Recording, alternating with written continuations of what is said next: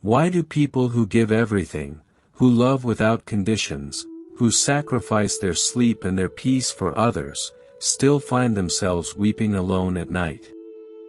Why does the person who never cheats, never lies, never harms a single soul, still lose their job, still get betrayed, still bury someone they love too soon?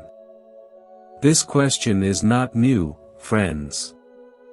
It is as ancient as the first tear that ever fell from a human eye, and it deserves more than a simple answer.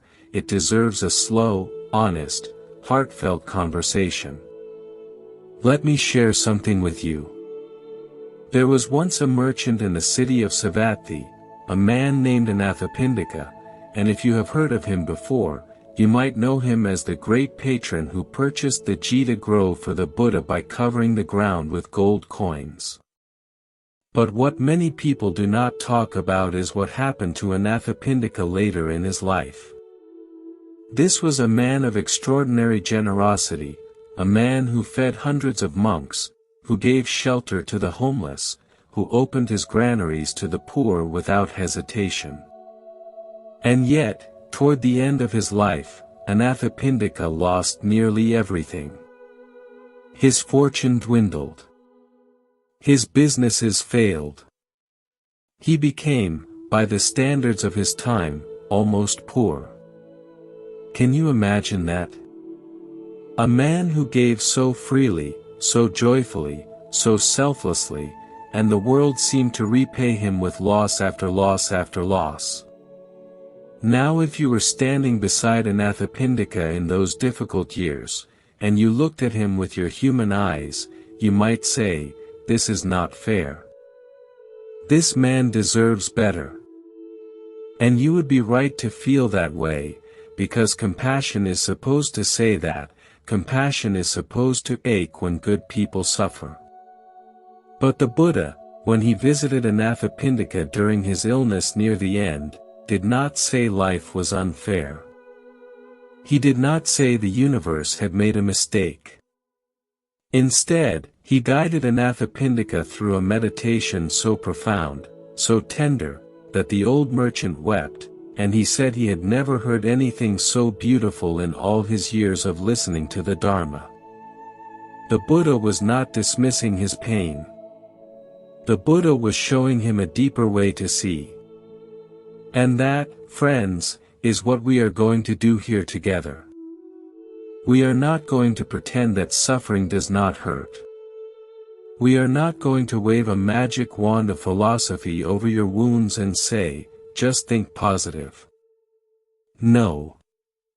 We are going to sit with this question honestly, gently, and we are going to explore what the law of karma, what the law of cause and effect, truly says about why good people still experience pain. Because the answer is far more nuanced, far more compassionate, and far more liberating than most people realize. The first thing we need to understand is that most of us carry a very simplified version of karma in our minds. We think of it like a vending machine. You put in a good deed, and out comes a reward. You put in a bad deed, and out comes a punishment. If this were true, then yes, every kind person should live in a mansion surrounded by roses, and every cruel person should be miserable. But look around you, and you will see immediately that the world does not work this way. Kind people get sick. Generous people go bankrupt. Honest people get cheated. And sometimes, the most selfish, the most dishonest, the most heartless people seem to float through life on a cloud of good luck. If you have ever felt frustrated by this, if you have ever looked at the sky and whispered, "Why me?" I want you to know that even the disciples of the Buddha felt this same confusion, even those who walked beside him, who heard his voice every single day. There is a story, not as commonly told, about a monk named Vipaka, and his name itself is interesting because Vipaka means result or fruition in Pali. This monk was known for his impeccable conduct, his gentle speech, his tireless devotion to practice. And yet he suffered from a chronic, painful illness that never left him, not for a single day. The other monks would sometimes whisper among themselves, wondering why such a pure monk would endure such agony. One day, a younger monk gathered the courage to ask the Buddha directly, "Venerable Sir, why does Vipaka suffer so? He has done nothing wrong in this life that any of us can see." And the Buddha, with that calm, unhurried voice that could make even the wind seem noisy, explained that in a previous existence, many lifetimes ago, this monk had been a physician who, out of laziness rather than malice, had once given the wrong treatment to a patient, causing that patient prolonged suffering. The karma from that single act of negligence had not yet fully ripened until now, in this lifetime, even though the monk had since cultivated enormous goodness. The Buddha was not blaming Vipaka. He was revealing the extraordinary depth and patience of the karmic process. This is the first key that unlocks our question, friends. Karma does not operate on the schedule of a single lifetime. It is not like planting a seed in the morning and expecting fruit by evening. Some seeds take years to grow, some take decades, and some, according to the Buddha, take many lifetimes to ripen. This means that the suffering you experience today may not have anything to do with who you are today. It may be the echo of something so distant, so far back in the stream of your existence, that you could never trace it with your conscious memory. And this is not meant to scare you, or to make you feel guilty about some unknown past. It is actually meant to free you, because it means that your current suffering is not a verdict on your current goodness. Let me say that again, because it matters so much. Your suffering right now does not mean you are a bad person. Your suffering right now does not mean your kindness is wasted. Your suffering right now does not mean the universe is blind or cruel. It means that the river of cause and effect is longer and wider than your eyes can see from where you are standing on the bank. Think of it this way. Imagine you are watching a river from a single point on the shore. You see the water flowing past you, and you notice that the water is muddy, brown, full of debris. You might say, "This river is dirty." But if you could fly up like a bird and see the entire length of the river, you would discover that miles upstream, there was a landslide that dumped earth into the water. The river at your feet is not dirty because of anything happening where you stand. The mud came from far away, from a cause you could not see. And if you also looked downstream, you would see that the water gradually becomes clear again, because the mud settles, the river cleanses itself, and eventually, the water runs pure. Karma works in a similar way. The turbulence in your life right now may be mud from upstream, from causes set in motion long before you can remember, and the goodness you are creating right now is the natural cleansing that will make the water clear further down the stream. There is another dimension to this that many people miss, and it is something deeply beautiful. The Buddha taught that there are different types of karma, and they do not all ripen at the same speed or in the same way. In the Anguttara Nikaya, the Buddha spoke about what we might call heavy karma, habitual karma, death proximate karma, and residual karma. Heavy karma, whether good or bad, ripens first, like the heaviest fruit on a tree falling before the lighter ones. Habitual karma is what we do over and over again, the patterns of our daily life, and this too has a strong influence on our experience. Death proximate karma is what we think and feel and do in the moments near death, which shapes the transition to the next existence. And residual karma is everything else, all the countless small acts that accumulate like grains of sand. Now here is what this means for you, dear friend, if you are a good person who is suffering. Your current goodness, your current kindness, your current generosity, these are all creating powerful positive karma. But this positive karma may not be the next thing to ripen. It might be that an older, heavier karma from a past you cannot remember is ripening right now, and it is producing this painful experience. Meanwhile, your good karma is sitting there, like a seed in the ground, waiting for its season, waiting for the right conditions to bloom. It has not been lost. It has not been wasted. It is simply not yet its time. And this brings up something that the Buddha emphasized over and over again, the importance of patience.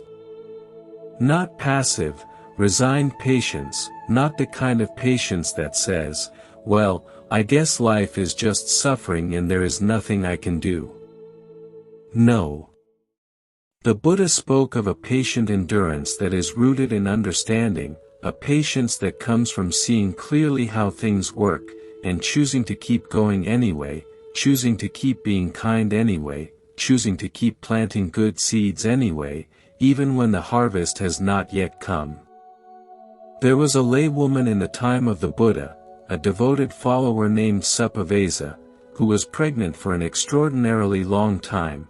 Some texts say 7 years, though we might understand this as a symbolic expression of prolonged difficulty.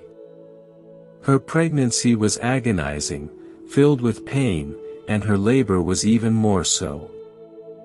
And yet Suppavesa was known as a woman of great virtue, great faith, great generosity. Her husband, in desperation, went to the Buddha and asked for help. The Buddha spoke words of blessing, and soon after, Suppavesa delivered a healthy son. But the interesting part is what the Buddha said afterward. He said that Suppavesa, because of her patient endurance through that terrible suffering, because she bore it with grace and without losing her faith in goodness, had actually generated enormous merit, enormous positive karma that would bear fruit for her in ways she could not yet imagine. Do you see what is happening here, friends? The suffering itself, when met with patience, with grace, with a heart that does not turn bitter, becomes a source of new goodness. It is as if the universe has this strange, paradoxical kindness hidden inside its cruelty, that when a good person suffers and does not break, when they continue to love despite the pain, their goodness actually deepens, their karma actually brightens, and the future they are creating becomes more beautiful, not less. But I know, this can sound like cold comfort when you are in the middle of it.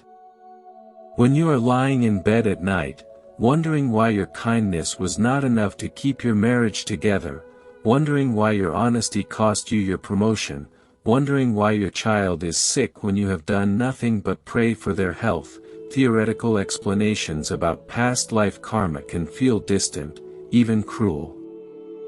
And so let me offer you another layer of understanding, something closer to home, something you can feel in your bones. The Buddha never said that being good means you will not experience pain. He said, in the very first teaching he ever gave, in the deer park at Isipatana, that there is dukkha, there is suffering, there is dissatisfaction, there is this aching, unfinished quality to existence, and it touches everyone. Everyone.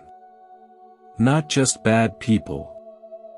Not just careless people. Not just people who deserve it. Everyone.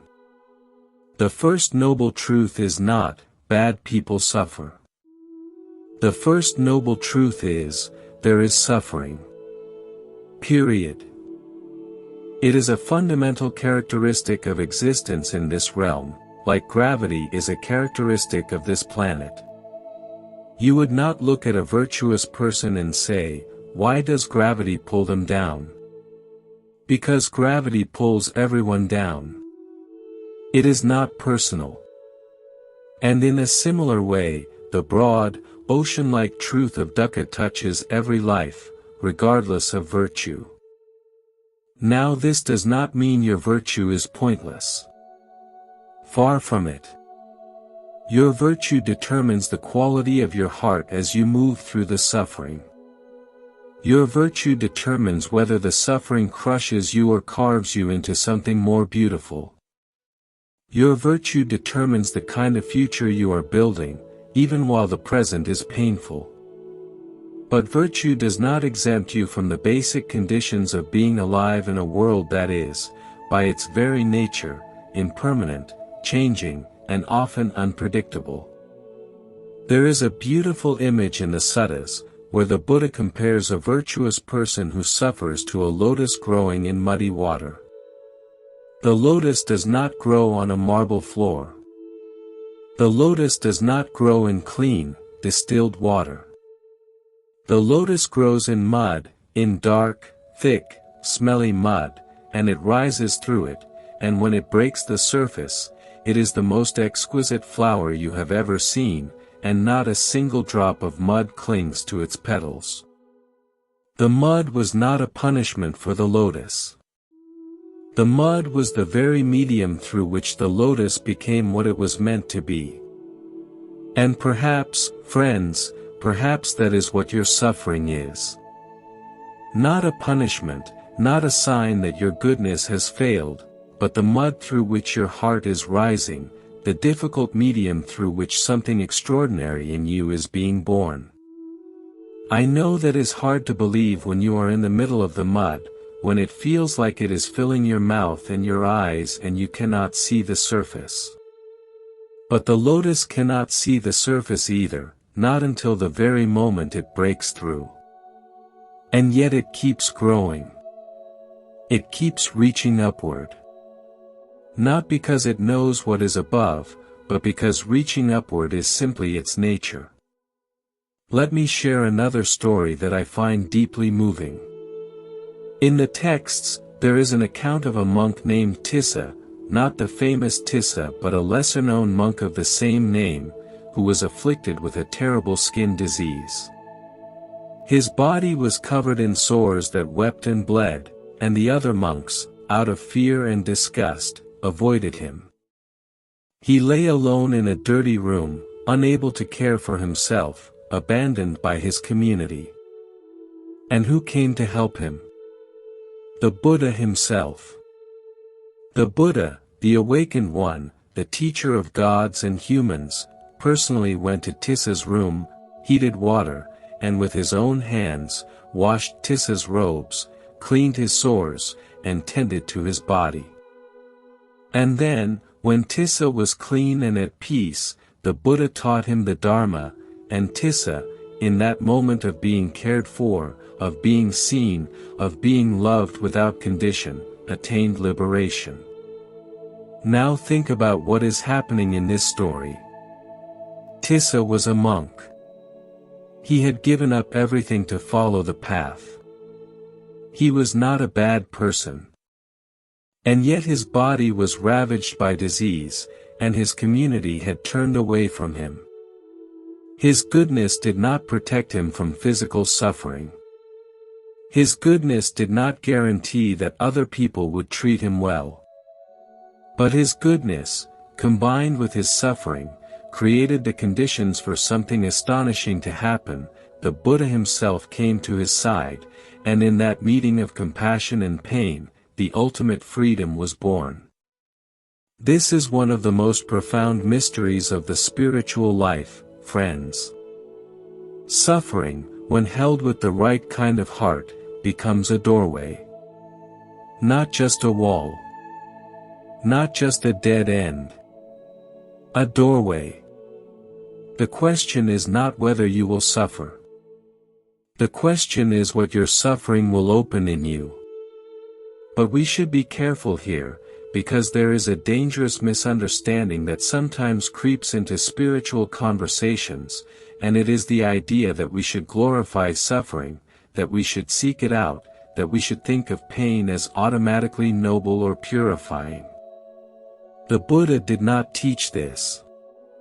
The Buddha spent his entire teaching career showing people how to end suffering, how to understand its causes, how to walk the path that leads to its cessation. He did not want people to suffer. He wanted people to be free. So when we say that suffering can become a doorway, we are not saying that suffering is good. We are saying that even in the midst of something that is not good, the human heart has this miraculous capacity to find meaning, to grow, to transform. And the law of karma is part of that transformation, because karma is not just about what happens to you, karma is about what you do with what happens to you. Every moment of your suffering is a moment where you are making choices. Will you become bitter, or will you become compassionate? Will you close your heart, or will you open it wider? Will you blame the world, or will you try to understand? Each of these choices is itself a karma, a seed being planted in the soil of your future.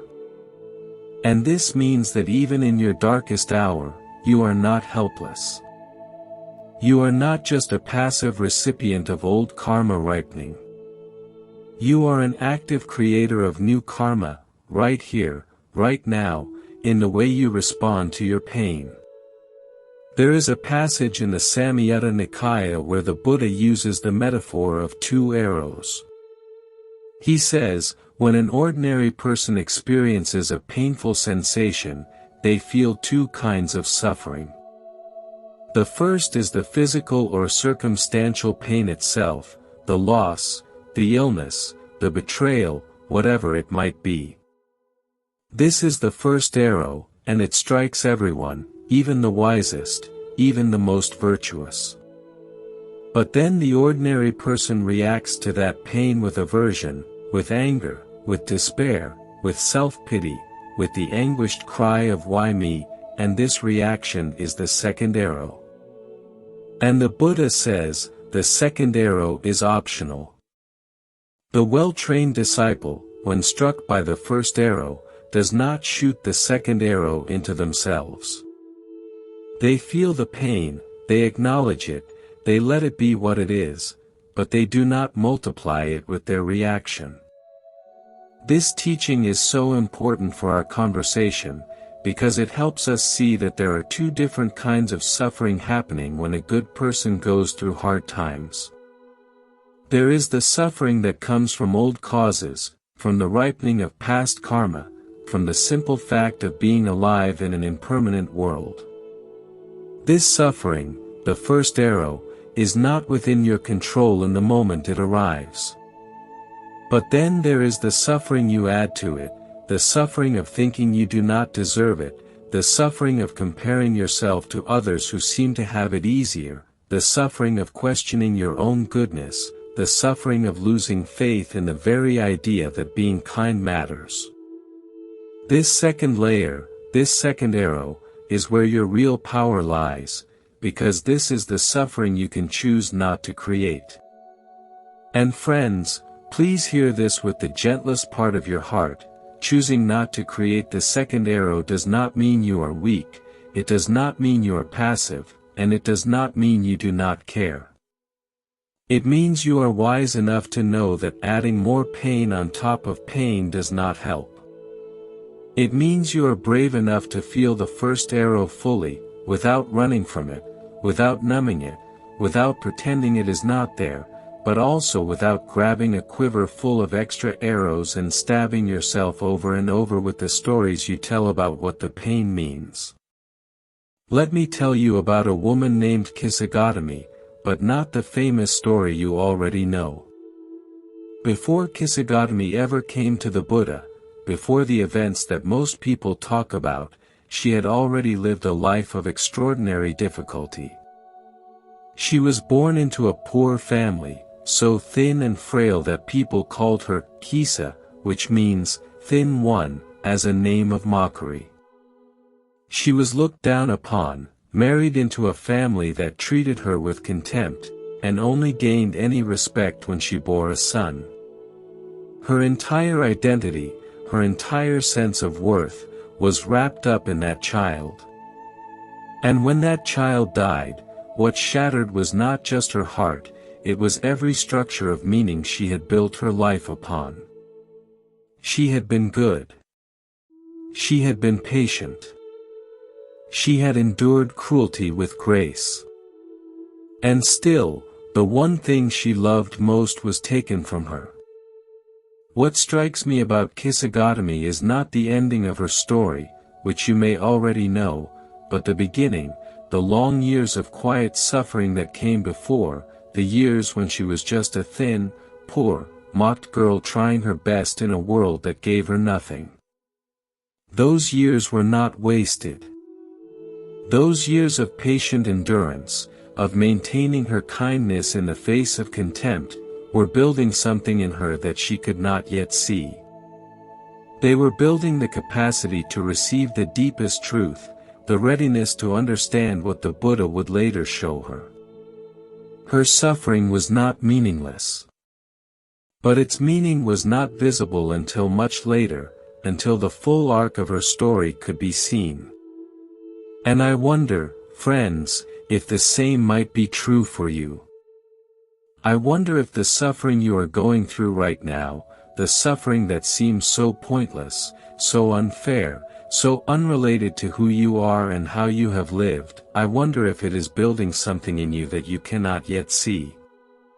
Not because the universe is testing you, not because some cosmic judge has decided you need to be toughened up, but simply because this is how the deep process of growth works. Seeds grow in the dark. Diamonds form under pressure. And the human heart, the most miraculous thing in all of creation, sometimes opens widest not in moments of joy, but in moments of unbearable sorrow. The law of karma, rightly understood, is not a system of reward and punishment. It is a description of how the universe works at the deepest level, how every action, every intention, every thought, sends ripples outward through time, and those ripples eventually come back to shore. Sometimes the ripples come back quickly, sometimes they travel for what seems like forever before they return. And the shore they come back to might look very different from the shore they left. A good deed done in one life might return as a moment of unexpected grace in another. A harmful act done in ignorance 1,000 lifetimes ago might return as an illness or a loss that seems to have no cause. But here is what is most important, and I want you to hold this close to your heart like a lantern in the dark. The Buddha did not teach karma so that we would spend our lives anxiously calculating our spiritual bank account, wondering if we have enough merit saved up to avoid the next disaster. He taught karma so that we would understand the profound, unbreakable connection between our intentions and our experience, and so that we would be empowered, right now, in this very moment, to plant seeds of goodness, regardless of what old seeds are currently bearing fruit. The teaching of karma is ultimately a teaching of hope, because it says that no matter how dark your present situation, the choices you make right now matter, the kindness you offer right now matters, the love you hold in your heart right now matters. It all matters. None of it is lost. And so if you are sitting there tonight, wondering why your goodness has not shielded you from the storm, I want you to know that your goodness is not failing. Your goodness is working. It is working in ways you cannot see yet, planting seeds in soil you cannot reach with your eyes, preparing a harvest that will come in its own time, in its own way. And while you wait, while you endure, while you walk through this valley of shadows, you are not alone. Every good person who has ever lived has walked this same path, has asked this same question, has felt this same ache. And the Buddha, who understood suffering more deeply than anyone who has ever drawn breath, did not offer easy answers. He offered something better. He offered a way to be at peace, even in the middle of the storm, a way to keep your heart open, even when everything in you wants to close it, a way to trust the process of life, even when the process seems cruel. There is something else that we need to talk about, something that many people overlook when they think about karma, and it is the role of collective karma, the karma that we share as families, as communities, as nations, as a species. The Buddha did not only speak about individual karma, the personal seeds that each person plants through their own actions. He also acknowledged that we live in a web of interconnection so vast, so intricate, that the actions of one person send ripples through the lives of countless others. When a country goes to war, innocent people suffer. When a corporation pollutes a river, the people downstream get sick. When a family carries patterns of anger or addiction through generations, the kindest child in that family may still bear the weight of wounds they did not create. This is not a flaw in the law of karma.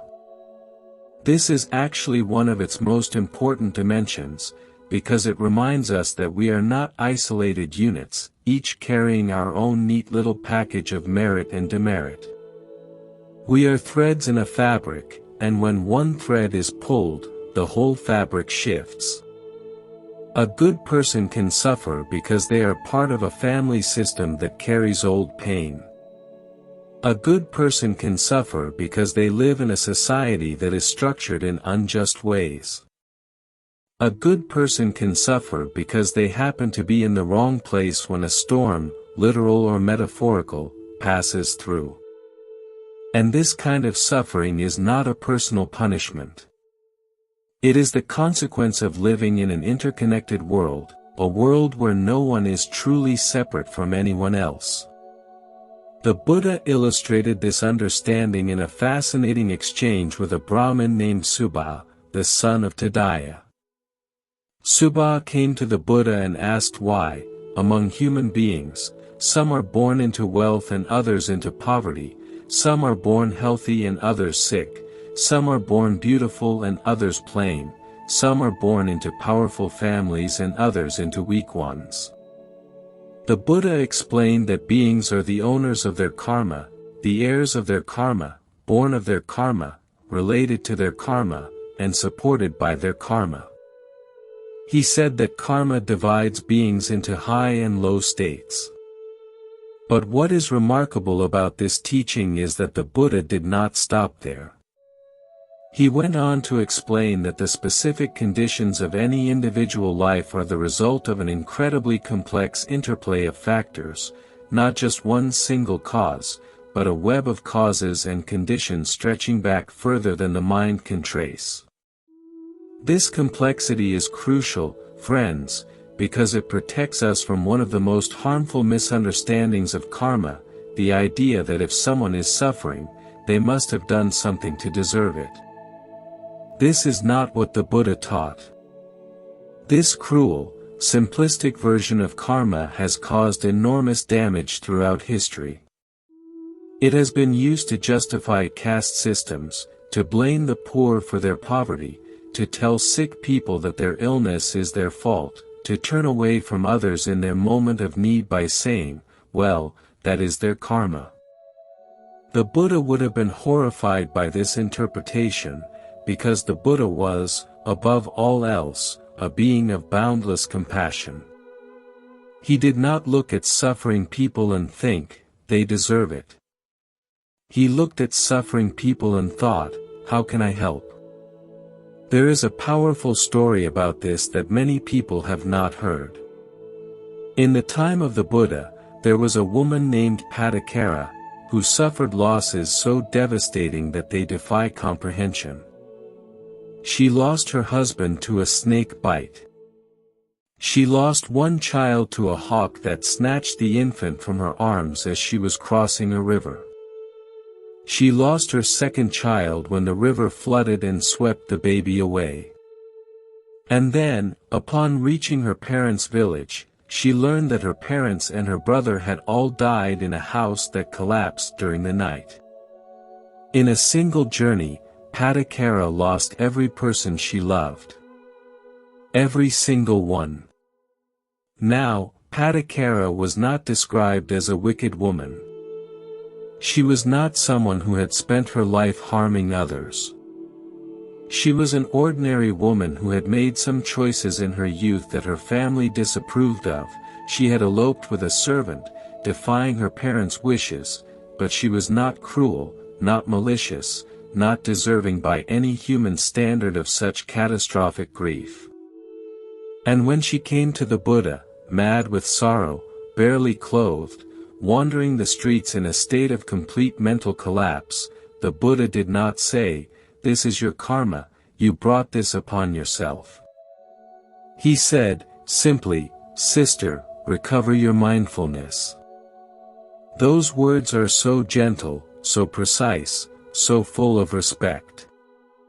He did not lecture her. He did not explain the metaphysics of her suffering. He did not pull out a cosmic ledger and show her which past life actions had led to this moment. He simply called her back to herself, called her back to the present moment, called her back to the one place where healing could begin. And Patakara, hearing his voice, feeling the safety of his presence, did recover. She came back to herself. And in time, she became one of the foremost nuns in the Buddhist community, renowned for her mastery of the monastic discipline and her deep realization of the truth. Her suffering was not the end of her story. It was, in a way she could never have predicted, the beginning of something extraordinary. This is what I want you to understand, friends, about the relationship between goodness and suffering. The law of karma is real, it is precise, it is thorough, and it does not make mistakes. But it is also infinitely more complex than our simple human ideas about fairness. We want karma to work like a cashier at a store. You pay the right price, you get the right product, the transaction is clean and immediate. But karma works more like an ecosystem, a vast, living, breathing system where everything affects everything else, where causes and effects spiral outward in patterns so intricate that no human mind could track them all. Only the mind of a fully awakened Buddha, the texts say, can see the complete workings of karma in all their detail. For the rest of us, we see fragments, glimpses, pieces of a puzzle that is far too large for our table. And this is where faith comes in, but not blind faith, not the kind of faith that asks you to shut off your brain and just believe.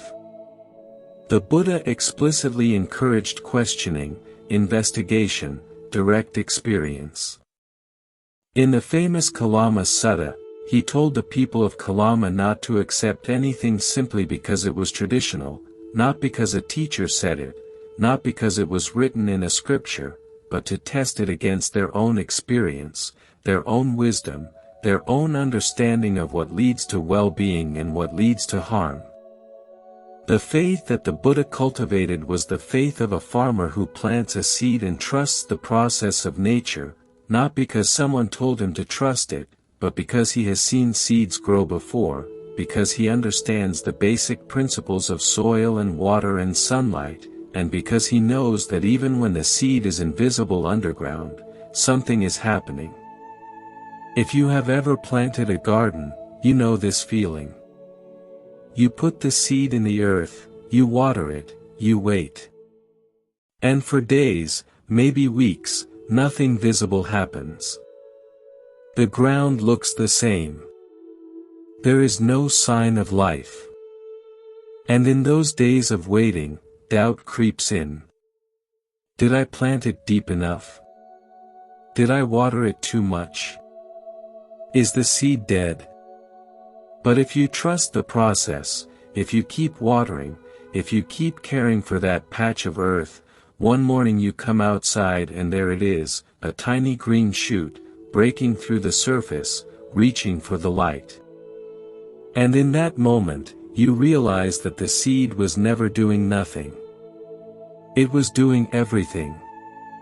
It was sending out roots, building its foundation, gathering strength for the moment when it would finally break into the world. Your goodness is like that seed, friends. Right now, it might be underground. Right now, you might see nothing for all your efforts. Right now, the surface of your life might look barren, and other people's gardens might seem to be overflowing with flowers while yours is just dirt. But underneath, something is happening. The roots are spreading. The foundation is being built. And the day will come, in this life or in some future unfolding, when everything you have planted will break through the surface and bloom in ways that will take your breath away. Now, I want to address something that might be stirring in your mind, because whenever we talk about karma and future lives, some people feel uncomfortable. Some people think, what good does it do me if my karma ripens in some future life that I will not even remember? I want a good life now. I want my suffering to end now. And that is a completely understandable feeling. The Buddha did not dismiss present suffering in favor of some distant, abstract reward. He was deeply concerned with the here and now, with practical methods for reducing suffering in this very moment, in this very breath. The Noble Eightfold Path, which is the Buddha's prescription for the end of suffering, is not a ticket to some future paradise. It is a way of living, right now, that fundamentally changes your relationship with pain, with pleasure, with everything that arises in your experience. When you practice right view, you begin to see that all things are impermanent, and this seeing, far from making you sad, actually begins to loosen the grip of suffering, because so much of our suffering comes from wanting things to stay the same when they cannot. When you practice right intention, you begin to align your deepest motivations with compassion and renunciation, and this alignment creates a kind of inner peace that external circumstances cannot easily disturb. When you practice right speech, right action, right livelihood, you begin to live in a way that reduces the amount of new suffering you create, both for yourself and for others. And when you practice right effort, right mindfulness, right concentration, you develop the inner tools to meet whatever life throws at you with clarity, with equanimity, with a heart that is both open and strong. This is not about escaping life. This is about meeting life, fully, completely, with all its beauty and all its pain, and discovering that within you there is a capacity for peace that is not dependent on things going your way. This peace is not something the Buddha invented.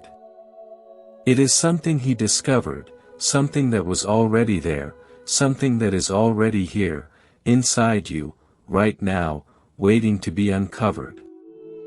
There was a monk in the early community named Baiya of the bark cloth, and his story is one of the most extraordinary in all of Buddhist literature.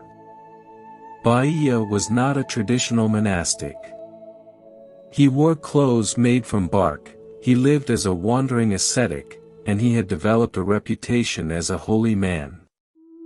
People praised him, offered him food and gifts, and Baiya began to think, perhaps I am already enlightened, perhaps I have already reached the goal. But then a celestial being, a deva, came to him and said, you are not enlightened, and you do not even know the path to enlightenment. Go find the Buddha. Baiya was shaken. He immediately set out on a long journey to find the Buddha, and when he finally arrived, the Buddha was on alms round, walking through the town collecting food. Baiya threw himself at the Buddha's feet and begged for a teaching. The Buddha, knowing that this moment was critical, knowing that Baiya's mind was ripe and ready, gave him one of the shortest and most powerful teachings ever recorded. He said, "In the seen, let there be just the seen. In the heard, just the heard. In the sensed, just the sensed. In the cognized, just the cognized. When for you there is just the seen in the seen, just the heard in the heard, just the sensed in the sensed, just the cognized in the cognized, then you will not be in that. When you are not in that, you will not be there. When you are not there, you will be neither here nor there nor in between. This, just this, is the end of suffering." Bahia, hearing these words, attained full awakening on the spot. In that single moment, all his suffering ended. But here is the tragic part, the part that connects directly to our conversation about why good people suffer. Later that same day, Bahia was attacked and killed by a cow, an aggressive animal that gored him to death.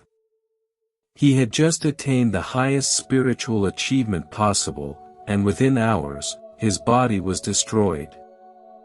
The other monks, shocked and grieved, asked the Buddha where Bahia had been reborn, and the Buddha said that Bahia had attained final nibbana, that he would not be reborn anywhere, that he was completely, utterly, irreversibly free. And then the Buddha spoke a verse praising Bahia as one of the most remarkably swift practitioners in the history of the Dharma. Now think about what this story tells us, friends. Bahia was, in the moment of his death, perhaps the most spiritually accomplished person alive, aside from the Buddha himself. And yet his body was killed by a cow. His goodness, his realization, his complete freedom from all mental suffering, did not protect his body from physical harm. Because the body is part of the natural world, and the natural world operates according to its own laws, laws of physics, laws of biology, laws of cause and effect that include but are not limited to the law of karma. The Buddha was very clear about this. He taught that not everything that happens to us is the result of past karma. In the Savaka Sutta, the Buddha directly addressed this misconception. He said that some feelings arise from bile disorders, some from phlegm disorders, some from wind disorders, some from the combination of bodily humors, some from changes in weather, some from careless behavior, some from external attack, and some from the ripening of past karma. He then said that anyone who claims that everything a person experiences is the result of past karma goes beyond what is known and what is agreed upon by the wise. This is such an important teaching, friends, and it is one that many people, even many Buddhists, have not fully absorbed. The Buddha himself said that not all suffering is karmic. Some suffering is simply the result of having a physical body in a physical world. You get sick because of germs, because of genetics, because of environmental factors, not necessarily because of some past life misdeed. You lose your home in a flood because of weather patterns and geography, not necessarily because the universe is punishing you. You get hit by a car because someone was texting while driving, not because the cosmos arranged for you to be at that intersection at that moment as payback for something you did 3 lifetimes ago. This understanding is so liberating, because it releases you from the exhausting, paralyzing habit of searching for a cosmic reason behind every single painful thing that happens to you. Sometimes things just happen. Sometimes life is just hard. Sometimes the rain falls on the just and the unjust alike, to borrow a phrase from another tradition, and the rain does not care who you are or how good you have been. And the Buddha said, that is okay. You do not need to find a karmic explanation for everything. What you need is the wisdom to respond to whatever happens with grace, with clarity, with compassion, with the deep understanding that your response is what matters most. And this brings us to something beautiful about the nature of goodness itself. When you are kind, when you are generous, when you are patient, when you are loving, these actions have two effects, not just one. The first effect is karmic. They create seeds of future well-being, seeds that will ripen in their own time. But the second effect is immediate, and it is just as real, just as important. When you are kind, you feel kind. When you are generous, you feel generous. When you love, you feel love. The act of being good is itself a form of happiness, a form of richness, a form of well-being that no external circumstance can take away from you. Think about it this way. Have you ever done something truly kind for someone, not for show, not for recognition, but simply because you saw a need and you met it? Do you remember how you felt afterward? There was a warmth, was there not, a glow, a sense of rightness, a feeling that whatever else might be going wrong in your life, in that moment, you were exactly where you were supposed to be, doing exactly what you were supposed to be doing. That feeling is not trivial. That feeling is the immediate fruit of good karma, ripening right here, right now, in the very moment of the action. The Buddha called this quality of mind anavajja sukha, the happiness of blamelessness. It is the peace that comes from knowing that you have not harmed anyone, that your hands are clean, that your heart is clear. And this happiness, the Buddha said, is the most reliable happiness there is, because it does not depend on external conditions. It does not depend on whether you got the promotion, whether your investment paid off, whether other people appreciate you. It depends only on your own actions, your own intentions, your own choices. And no one, no circumstance, no twist of fate, can ever take it away from you. So when you ask, why am I still suffering even though I am a good person, consider this possibility, that your goodness is already giving you something precious, something that the people who cheat and lie and manipulate do not have, even if they have bigger houses and fancier cars. Your goodness is giving you the quiet, unshakable dignity of a life lived with integrity. It is giving you the ability to look at yourself honestly and not flinch. It is giving you the capacity to meet another person's eyes and know that you have not betrayed them. These are not small things. These are the things that matter most when everything else is stripped away. And everything else will be stripped away, friends. This is the one certainty of human life, the one thing that the Buddha pointed to again and again with unwavering clarity: everything that comes together will eventually come apart. Everything that is born will eventually die. Everything that is gained will eventually be lost. This is not pessimism. This is simply the way things are, and the sooner we make peace with this truth, the sooner we stop demanding that life be something it was never going to be, the sooner we can find the kind of peace that does not depend on life being anything other than what it is. There is a story about a king named Pasenadi, the ruler of Kosala, who was a devoted follower of the Buddha. Pasenadi was a good king, a just ruler, a man who genuinely cared about his people. And yet his life was full of difficulty. His wife, Queen Malika, whom he loved deeply, passed away. His kingdom was threatened by neighboring powers. His own relatives plotted against him. And in the end, Pasenadi lost his throne to his own son, Viduttaba, and died in exile, alone, in a rest house by the side of the road. A good king. A faithful follower of the Buddha.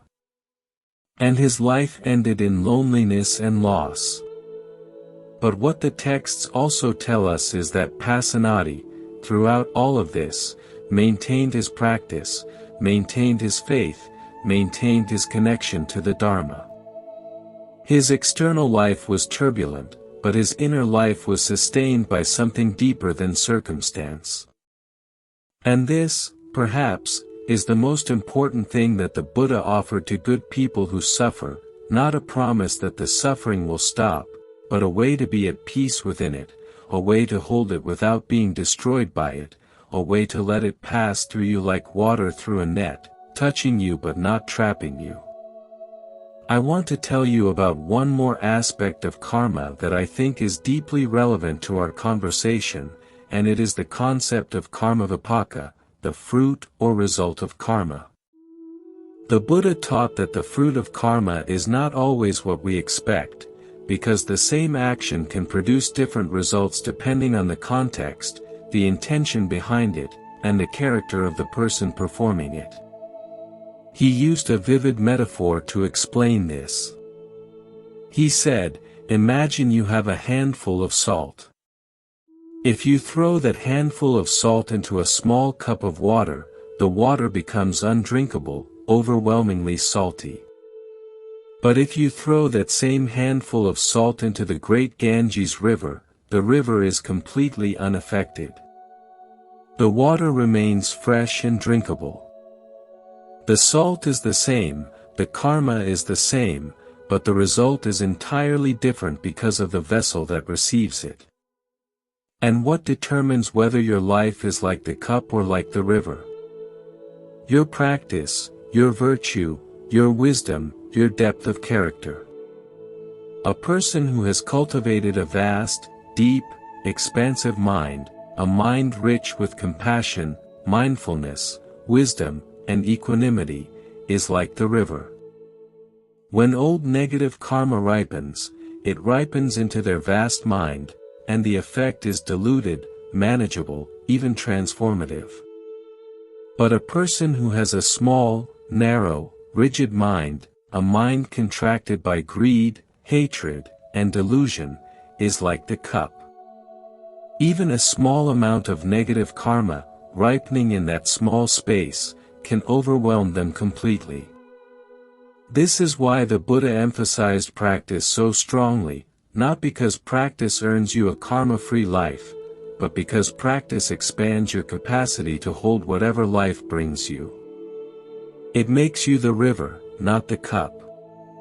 It gives you the depth, the breadth, the resilience to receive the salt of old karma without being overwhelmed by its taste.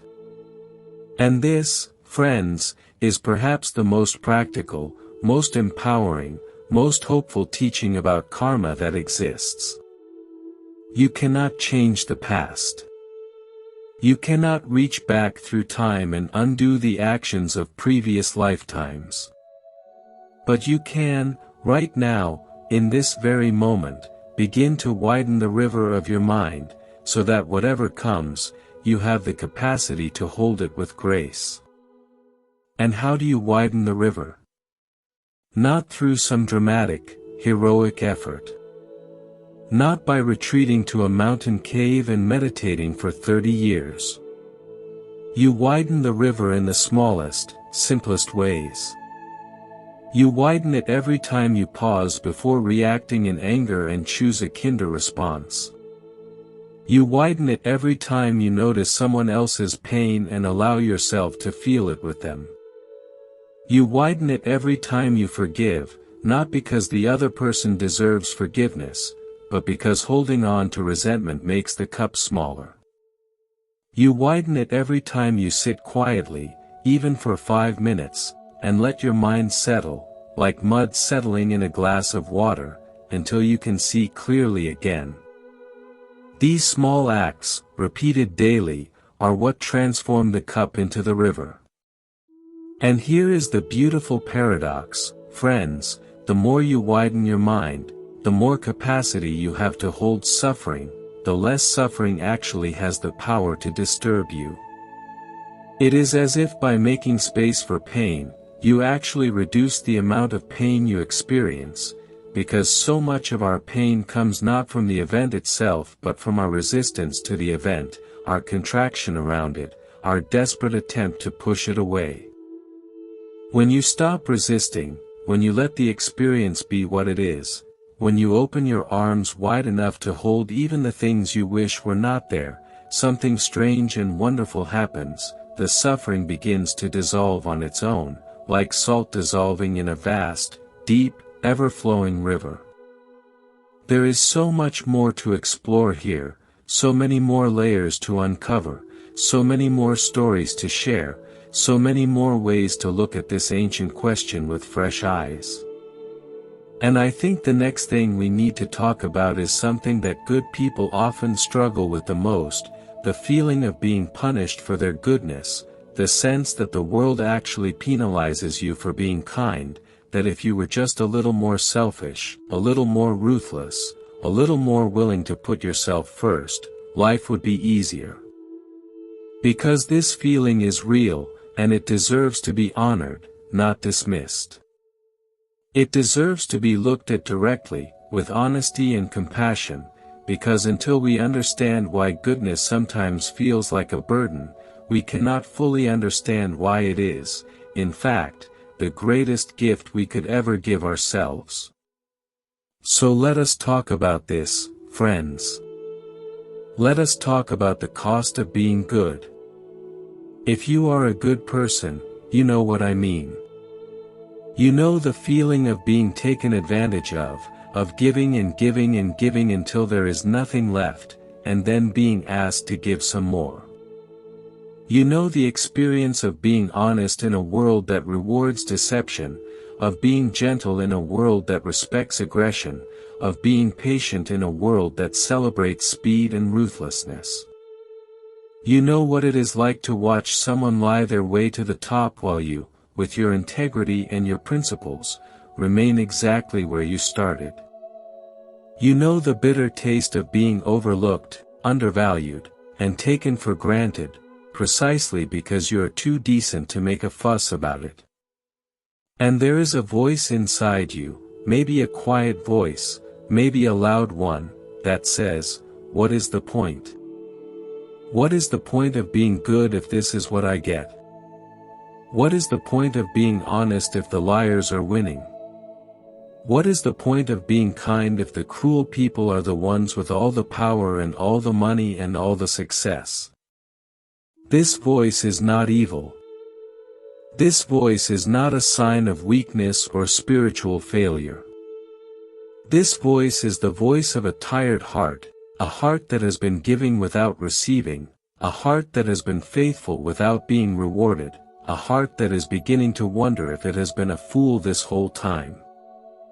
I want to honor that voice, friends, because it is telling you something important. It is telling you that you are human, that you have limits, that your generosity is not inexhaustible, that even the most loving heart needs to be loved in return. And the Buddha understood this.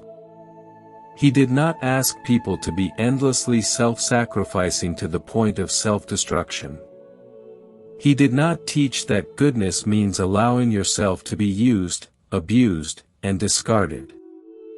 He taught the middle way, the path between extremes, a path that includes self-care, self-respect, and the wisdom to know when giving is healthy and when it has become a form of self-harm. There is a story in the texts about a monk named Sona, who practiced walking meditation so intensely, so relentlessly, that the soles of his feet cracked and bled, and the path where he walked was stained with his blood. And still, despite all this effort, he had not attained awakening. He was exhausted, discouraged, and beginning to think about giving up the monastic life entirely. The Buddha, knowing Sona's state of mind, came to visit him and asked a question. He said, "Sona, when you were a householder, were you not skilled at playing the lute?" And Sona said, "Yes, Lord, I was." The Buddha then asked, "When the strings of the lute were too tight, did the lute produce beautiful music? Sona said, "No, Lord. When the strings were too tight, the sound was harsh and unpleasant. And when the strings were too loose?" "No, Lord, when the strings were too loose, there was no sound at all. And when the strings were neither too tight nor too loose, but tuned to the right pitch, then, Lord, the lute produced beautiful music." The Buddha said, in the same way, Sona, excessive effort leads to restlessness, and insufficient effort leads to laziness. Therefore, Sona, tune your effort to the right pitch. Find the balance of the spiritual faculties, and there you will find the way. This teaching is not just about meditation, friends. It is about life. It is about the way you approach your own goodness. If you stretch your goodness too tight, if you give until your feet bleed, if you sacrifice yourself so completely that there is nothing left of you, the music of your life will become harsh and discordant. You will become resentful, exhausted, bitter, and your goodness will curdle into martyrdom, which is not goodness at all, but a subtle form of self-violence dressed up in spiritual clothing. True goodness, the kind of goodness that the Buddha modeled and taught, includes the wisdom to take care of yourself. It includes the courage to say no when saying yes would cause you harm. It includes the discernment to recognize when someone is genuinely in need and when someone is simply exploiting your kind nature. It includes the boundary setting that protects your energy, your time, your heart, so that you can continue to give from a place of fullness rather than depletion. The Buddha himself modeled this balance throughout his life. He was the most compassionate being who ever lived, and yet he did not say yes to every request. When people came to him with questions that were not conducive to awakening, questions about the origin of the universe, the nature of the soul after death, whether the world was finite or infinite, the Buddha famously remained silent. He did not answer, not because he did not know, but because answering would not have helped. It would have led the questioner further into intellectual speculation and away from the practical work of ending suffering. The Buddha's silence was itself a form of compassion, a refusal to give people what they wanted in order to give them what they needed. And this is a profound lesson for all of us who struggle with the cost of being good. Sometimes the most compassionate thing you can do is not to give. Sometimes the most loving thing you can do is to say, "I cannot help you with this," or "I need to take care of myself right now," or "I love you, but I will not participate in this pattern that is hurting us both."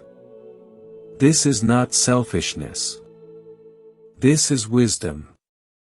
And without wisdom, compassion becomes codependency, generosity becomes self-destruction, and goodness becomes a chain that binds you to your own suffering. Now, I want to go deeper into something that I touched on earlier, something that I think is at the very heart of why good people suffer, and it is the nature of attachment. The Buddha taught that the root of suffering is not pain itself, but our attachment to pleasure, our aversion to pain, and our fundamental misunderstanding of the nature of reality. And here is the thing about good people often have very strong attachments, not to money or power, but to things that seem noble, things like justice, fairness, love, connection, meaning, purpose. And these attachments, precisely because they seem so good and so right, are some of the hardest to see and the hardest to release.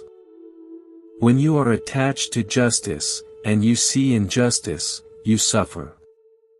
When you are attached to fairness, and you experience unfairness, you suffer. When you are attached to love, and love is taken from you, you suffer. When you are attached to the idea that the world should reward goodness, and the world fails to do so, you suffer. And the depth of your suffering is directly proportional to the strength of your attachment. The more deeply you believe that things should be a certain way, the more devastated you are when they are not. This does not mean that justice is unimportant, or that fairness does not matter, or that love is not worth pursuing. The Buddha was not a nihilist. He did not teach that nothing matters. He taught that everything matters, but that the way we hold things determines whether they bring us freedom or bondage. You can care deeply about justice without being attached to the outcome. You can love fully without demanding that love be permanent. You can work tirelessly for a better world without requiring that the world improve on your schedule. This is what the Buddha meant by non-attachment, not indifference, but a way of caring that is not enslaved by the need for things to be different from what they are. There is a beautiful metaphor in the Zen tradition, which is a later development of the Buddha's teaching, but which captures this idea perfectly. It says, "The wild geese do not intend to cast their reflection.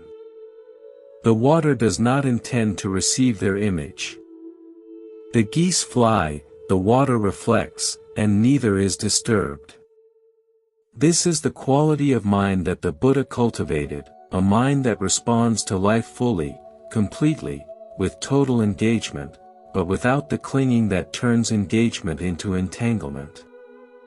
And I think this is where many good people get stuck, friends. They confuse non-attachment with not caring. They think that if they let go of their attachment to fairness, they will become passive, complacent, complicit in the world's injustice. But the opposite is actually true. When you release your attachment to how things should be, you gain an enormous amount of energy that was previously being consumed by frustration, resentment, and disappointment. And that freed energy can be directed toward actually making things better, not from a place of anger and desperation, but from a place of clarity and compassion. The most effective agents of change in history have been people who cared passionately about their cause but were not destroyed by the setbacks. They kept going, not because they were guaranteed success, but because the action itself was the right thing to do, regardless of the outcome. The Buddha spoke about this quality in terms of the 4 Brahmaviharas, the 4 divine abodes, the 4 immeasurable qualities of heart. These are metta, loving kindness, the wish for all beings to be happy.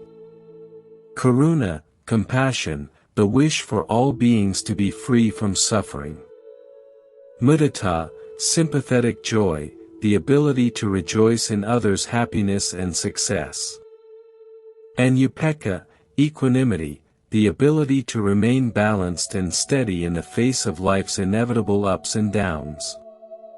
These 4 qualities, practiced together, create a heart that is both infinitely tender and infinitely strong. Metta keeps you connected to others, keeps you caring, keeps you engaged.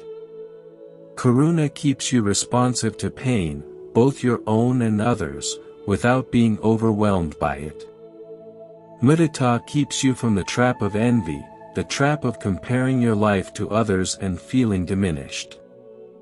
And upekkha keeps you steady, keeps you balanced, keeps you from being tossed around by every wave of fortune and misfortune that crashes on the shore of your life. I want to talk especially about upekkha, equanimity, because I think it is the most misunderstood of the 4 Brahmaviharas, and also the most needed by good people who are struggling with suffering. Equanimity is not indifference.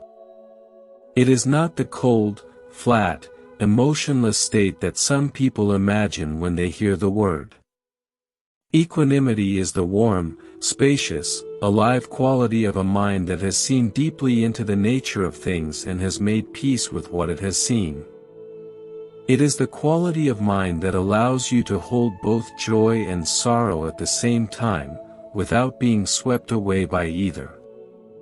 It is the steadiness of a mountain that feels the wind but is not moved by it, that feels the rain but is not eroded by it, that stands through all seasons, all weather, all the changing conditions of the world, and remains itself. The Buddha described equanimity as the culmination of the other three Brahmaviharas, the quality that arises naturally when loving-kindness, compassion, and sympathetic joy have matured to their fullest expression. It is not something you force or fabricate. It is something that grows in you as you deepen your practice, as you widen the river of your mind, as you learn to hold more and more of life's complexity without needing to simplify it into categories of good and bad, fair and unfair, deserved and undeserved. With equanimity, you can look at a good person who is suffering and feel compassion without feeling outrage. You can look at a bad person who is prospering and feel equanimity without feeling bitterness. You can look at your own life, with all its imperfections and disappointments and unfulfilled wishes, and feel a deep, abiding sense of okayness, not because everything is perfect, but because you have found something within you that is not dependent on perfection. You have found the river. Now, friends, I want to tell you about someone whose story illustrates all of these themes with extraordinary power and beauty. Her name was Kisa Gautami, and her story is one of the most moving in all of Buddhist literature. Kisa Gautami was a young woman from a poor family who married into a wealthier family. She was looked down upon by her in-laws because of her humble origins, and the only thing that gave her status and acceptance in her new family was her baby son. When that son died, Kisa Gautami went mad with grief. She could not accept that her child was dead. She carried his body from house to house, begging people for medicine to cure him. People thought she was insane. Some pitied her. Others mocked her. No one could help. Finally, someone directed her to the Buddha, saying, "If anyone can help you, it is the awakened one." Kisa Gautami went to the Buddha, still carrying her dead child, and begged him for medicine. The Buddha, looking at her with eyes of infinite compassion, said, "I can help you. But first, I need you to bring me one thing, a mustard seed from a house where no one has ever died." Kisa Gautami, filled with hope, immediately set out on her task. She went to the first house and asked, "Has anyone ever died here?" And the family said, "Oh yes, we lost our father just last year." She went to the second house, and they said, "Our grandmother passed away 2 months ago." She went to the third house, and they said, "Our daughter died in childhood." She went house after house after house, and in every single home, she found the same answer. Everyone had experienced death. Everyone had lost someone they loved. There was not a single house in the entire city that had been untouched by death. And slowly, gradually, through this process of going door to door, Kisa Gautami began to understand something that no amount of lecturing could have taught her. She began to understand that her pain was not unique. Her loss was not a punishment singled out for her. Death was universal. Grief was universal. The shattering of hearts was as common as breathing. And in understanding this, something shifted in her. The fist of denial that had been gripping her heart began to loosen. She looked at her dead child, and for the first time, she saw the reality of what had happened.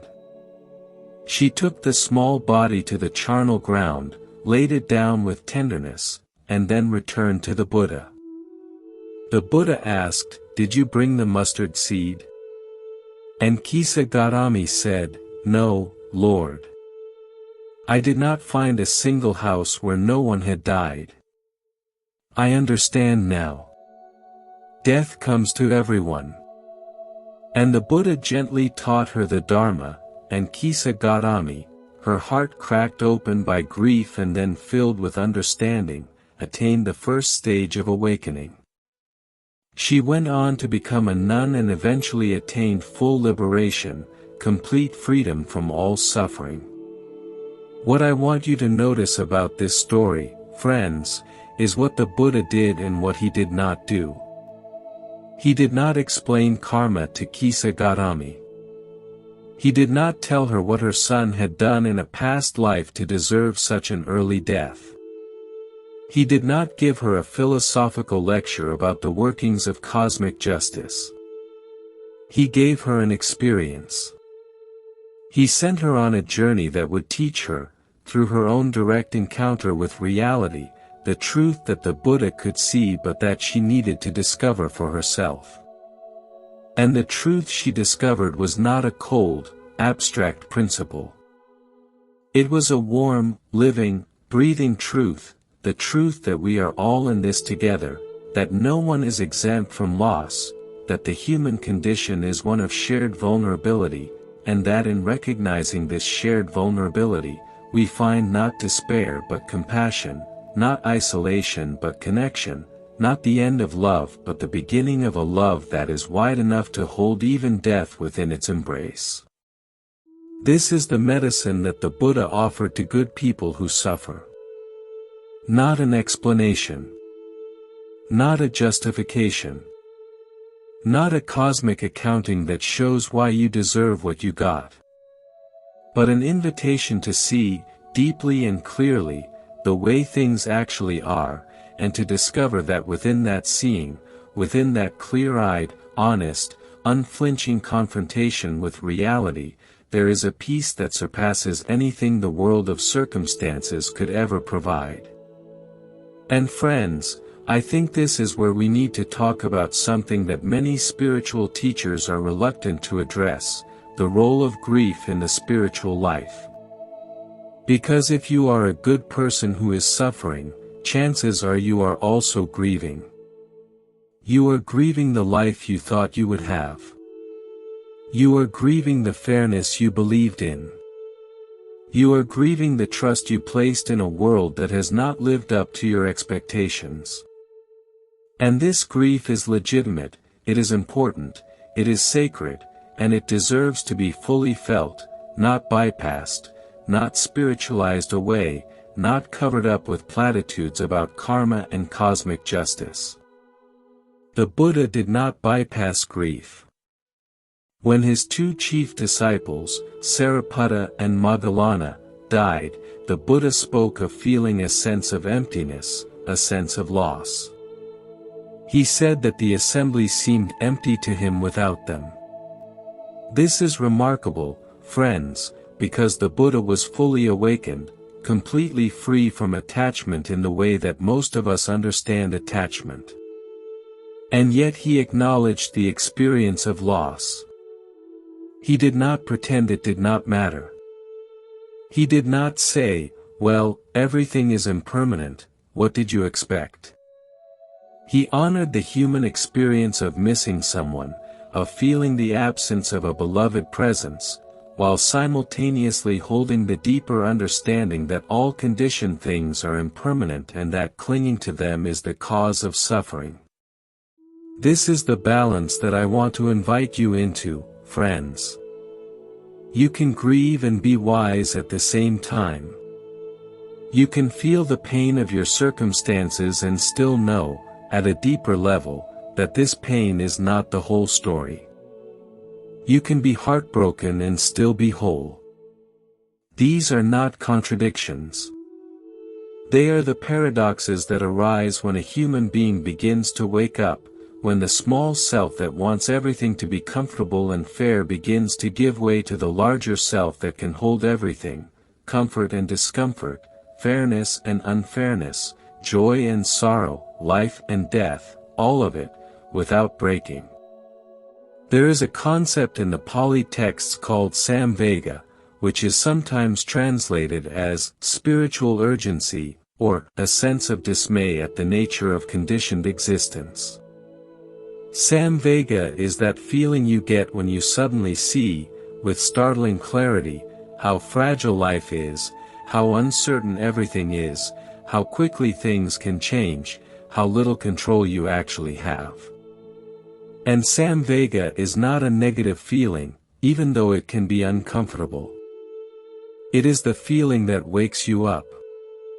It is the alarm clock that says, this life is precious, this life is short, do not waste it on things that do not matter. Do not waste it on bitterness and resentment and the endless comparison of your life to others' lives. Use it. Use every moment of it. Because you do not know how many moments you have left. The Buddha said that Samvega, properly understood and properly channeled, leads to pasada, which is often translated as clarity or serene confidence. It is the feeling that arises when, after seeing how uncertain and fragile life is, you find something within you that is not uncertain and not fragile, a core of awareness, a depth of wisdom, a quality of presence that remains even when everything else changes.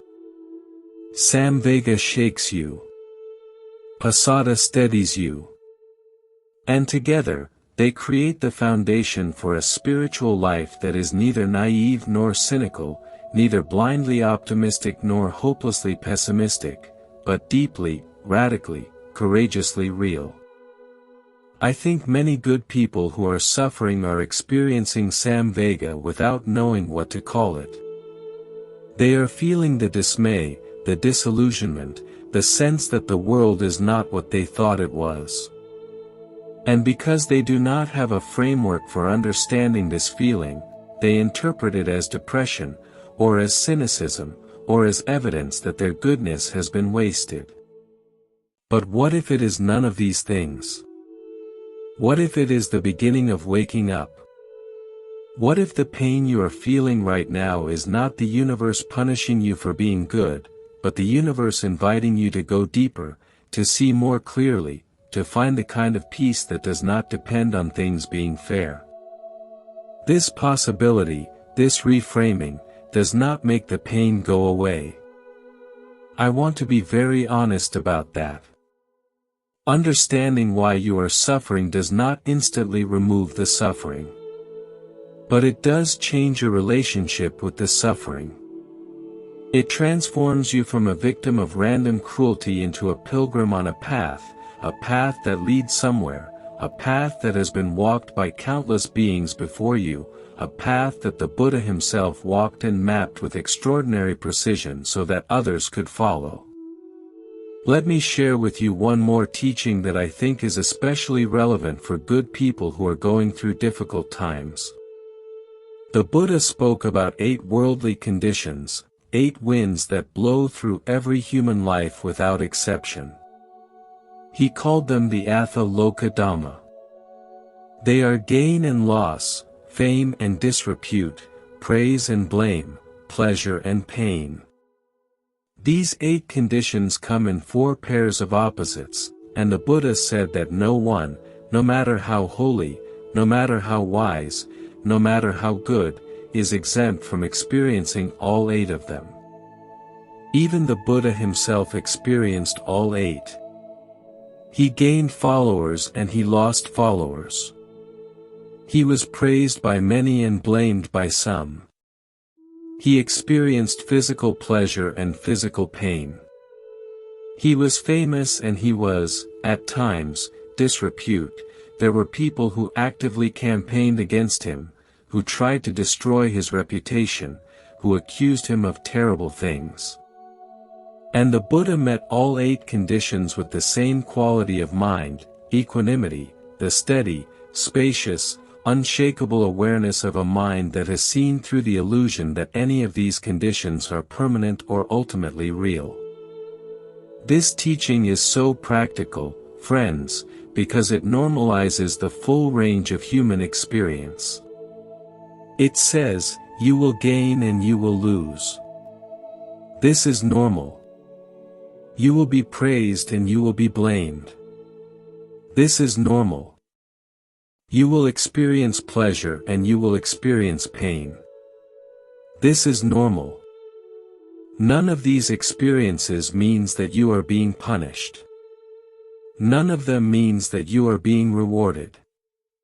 They are simply the weather of human life, the constantly changing conditions that arise and pass away,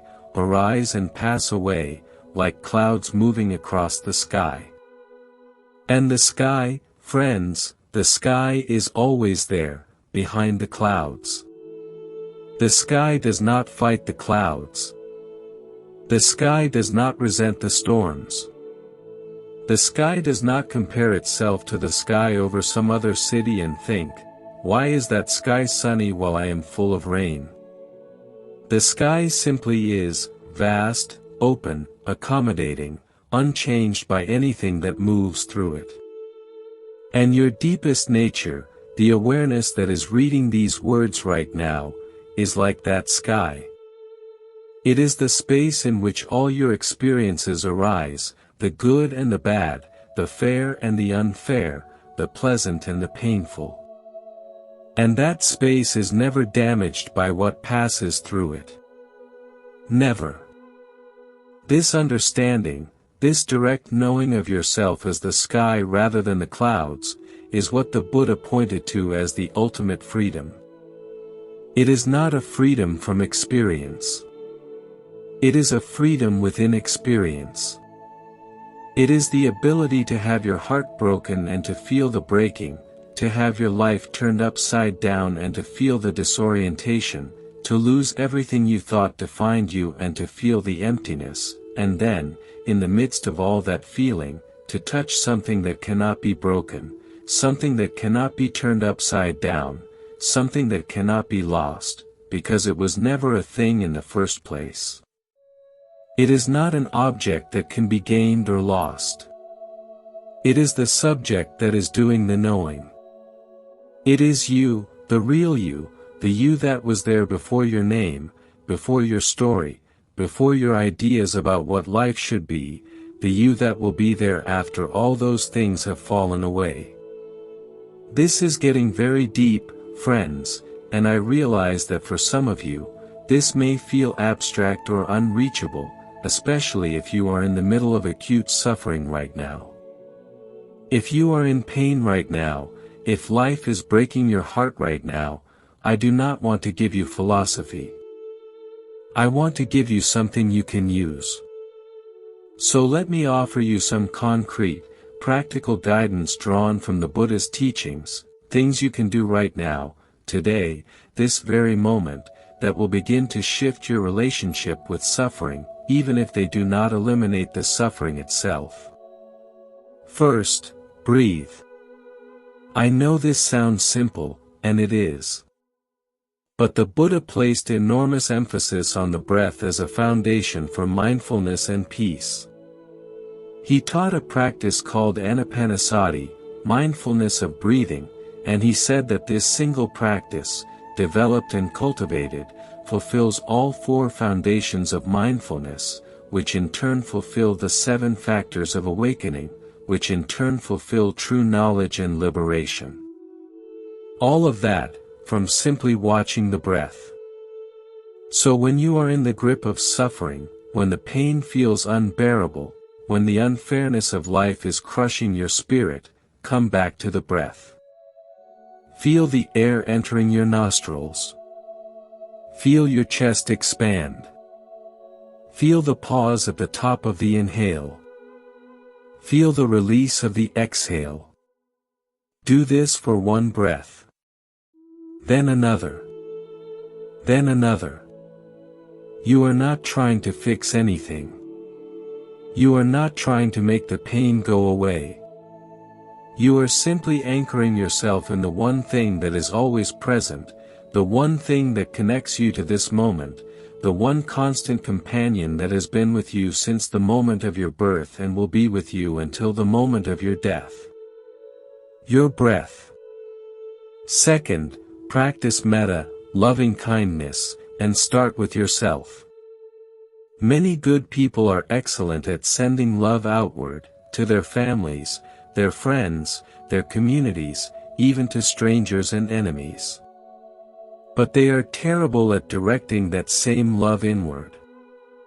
They hold themselves to impossible standards, criticize themselves mercilessly for every perceived failure, and feel guilty about resting, about needing help, about not being strong enough or good enough or patient enough. The Buddha did not teach this kind of self-flagellation. He taught that you should treat yourself with the same kindness you would show to a beloved friend, because you are a being worthy of love, just as much as anyone else. So sit quietly, put your hand on your heart if that helps you feel connected to yourself, and repeat these simple phrases, slowly, with feeling. May I be happy. May I be healthy. May I be safe. May I live with ease. Let these words sink in. Let them penetrate the layers of self-criticism and self-doubt and self-neglect. Let them reach the part of you that has been working so hard, the part that has been carrying so much, the part that has been giving and giving without receiving. That part of you deserves love too. That part of you deserves care too. That part of you is not a failure for being tired. That part of you is a hero for having kept going this long. Third, find your Sangha, your community. The Buddha established the Sangha as one of the three jewels of refuge, alongside the Buddha and the Dharma, and he did this for a reason. He knew that the spiritual path is not meant to be walked alone. He knew that human beings need each other, need the support of others who understand, who share the same values, who can hold space for each other's pain and celebrate each other's growth. If you are a good person who is suffering in isolation, please, reach out. Find a meditation group, a temple, a Dharma center, a community of people who practice kindness and wisdom. If there is nothing near you, look online. There are many genuine communities that meet virtually now. You do not have to carry this alone. You were never meant to carry this alone. Fourth, remember impermanence. I know this can sound like cold comfort, but the truth is that impermanence is not just the reason things fall apart, it is also the reason things can get better. If everything were permanent, then suffering would be permanent. But nothing is permanent. The pain you feel right now will change. The circumstances that are crushing you right now will shift. The darkness that seems so total right now will, eventually, be penetrated by light. This is not a hope. This is a law of nature. Everything changes. Everything. And this means that no matter how bad things are right now, they will not stay this way forever. They cannot. It is not in their nature. Fifth, and perhaps most importantly, do not abandon your goodness. I know the temptation is there. I know that when life punishes you for being kind, part of you wants to become hard, wants to build walls around your heart, wants to say, fine, if the world does not reward goodness, then I will stop being good. But friends, that would be the greatest loss of all. Not because the world needs your goodness, although it does. Not because other people benefit from your kindness, although they do. But because your goodness is the most beautiful thing about you. It is the truest expression of who you really are. It is the light that burns inside you, the light that no amount of external darkness can extinguish, unless you extinguish it yourself. The world will try to convince you that goodness is weakness. The world will try to convince you that kindness is naivety. The world will try to convince you that the smart play is to look out for yourself, to harden your heart, to play the game the way everyone else seems to be playing it. Do not listen. The world does not know what it is talking about.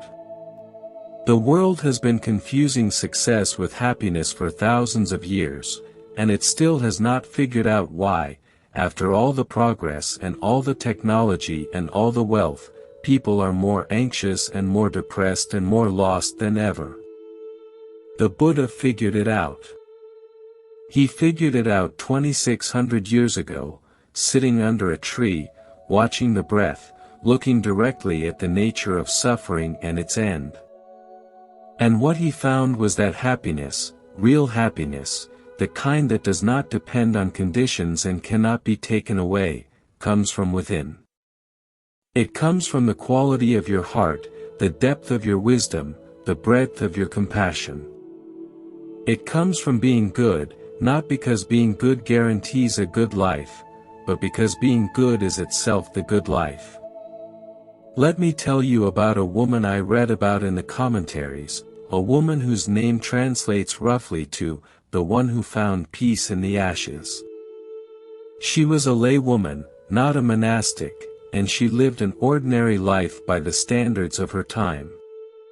She married, had children, worked hard, cared for her family, and tried to live according to the Buddha's teachings. She practiced generosity, she kept the precepts, she was kind to her neighbors, and she meditated when she could, which, with a house full of children and responsibilities, was not as often as she would have liked. And then, one by one, things began to fall apart. Her husband became ill and could no longer work.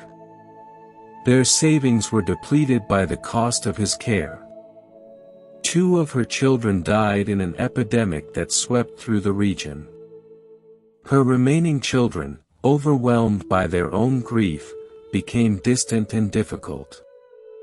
Her neighbors, who had once been friendly, began to avoid her, as people sometimes do when someone's misfortune makes them uncomfortable, as if bad luck might be contagious. This woman lost almost everything. She was financially destitute, socially isolated, physically exhausted from caring for her sick husband, and emotionally shattered by the loss of her children. And through all of this, she continued to practice. Not perfectly, not without moments of doubt and despair, but she continued. She continued to give what little she had. She continued to speak kindly, even when others were unkind to her. She continued to sit, even if only for a few minutes, and watch her breath and send loving kindness to all beings, including the ones who had turned away from her. One day, a traveling monk came through her village, and she offered him the only food she had, a simple meal of rice and vegetables.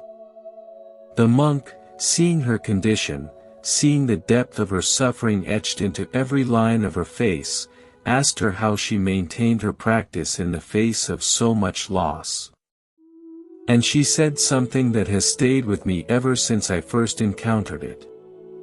She said, "Venerable Sir, I do not practice because life is good. I practice because practice is good. The goodness of my practice does not depend on the goodness of my circumstances. Even if everything else is taken from me, the Dharma remains. And as long as the Dharma remains, I am not poor." Friends, I want you to sit with those words for a moment. I do not practice because life is good. I practice because practice is good.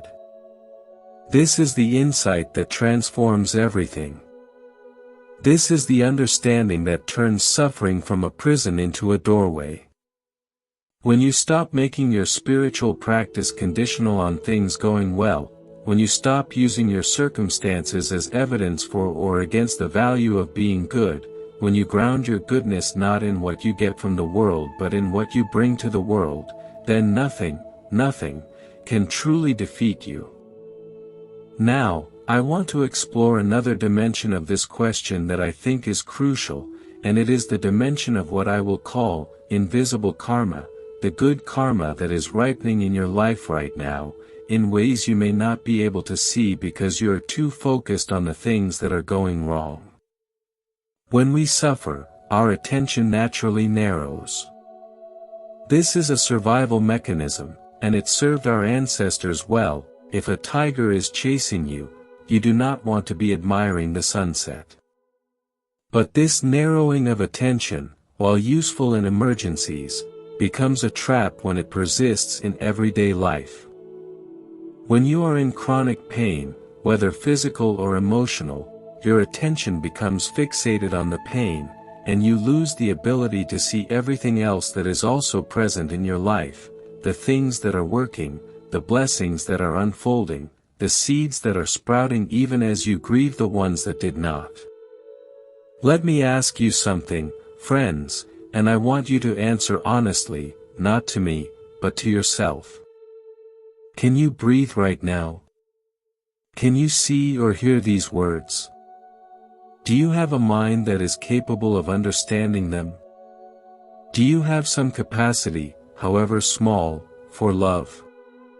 Do you have the ability to feel, to think, to reflect, to wonder about the meaning of your life?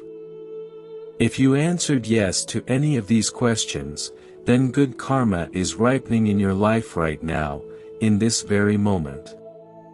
Because every one of these capacities, the ability to breathe, to see, to hear, to think, to love, is a result of conditions coming together in an astonishingly precise way, conditions that did not have to come together, conditions that will not last forever, conditions that are, right now, giving you the most precious gift in the universe, the gift of conscious human life. The Buddha said that being born as a human being is so rare, so precious, so extraordinarily unlikely, that it is like a blind turtle rising to the surface of a vast ocean once every 100 years and putting its head through a single wooden yoke floating on the surface. The chances are almost infinitely small. And yet here you are. Here you are, with a human mind, a human heart, the capacity to learn, to grow, to awaken. Whatever else is going wrong in your life, this much is going right, and this much is enough, if you know how to use it. I am not trying to minimize your suffering by saying this. I am not playing the count your blessings game that well-meaning but unhelpful people sometimes play when you are in pain. What I am trying to do is widen your field of vision, to gently pull your attention back from the narrow, painful focus of what is wrong and invite you to see the larger picture, the picture that includes both the suffering and the gifts, both the losses and the remaining treasures, both the darkness and the light that is shining right through it. Because the truth is, friends, that your life is never only one thing. It is never only suffering. It is never only joy. It is always, always, both, in different proportions at different times, but always both. And the practice of mindfulness, at its most fundamental level, is the practice of seeing the whole picture, not just the part that confirms your story about how unfair life is, but the whole picture, which includes more beauty, more grace, more miracle than you can possibly comprehend when your attention is locked on your pain. Let me tell you about the monk Angulimala, because his story illustrates the workings of karma in a way that is both terrifying and profoundly hopeful. Angulimala was, before he met the Buddha, a serial killer. His name literally means necklace of fingers, because he wore a garland made from the fingers of his victims around his neck. He had killed 999 people and was looking for his 1000th victim.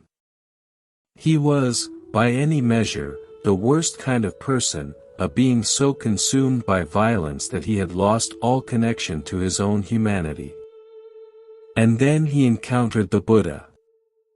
The Buddha was walking alone on a road that everyone else avoided because Angulimala was known to haunt that area.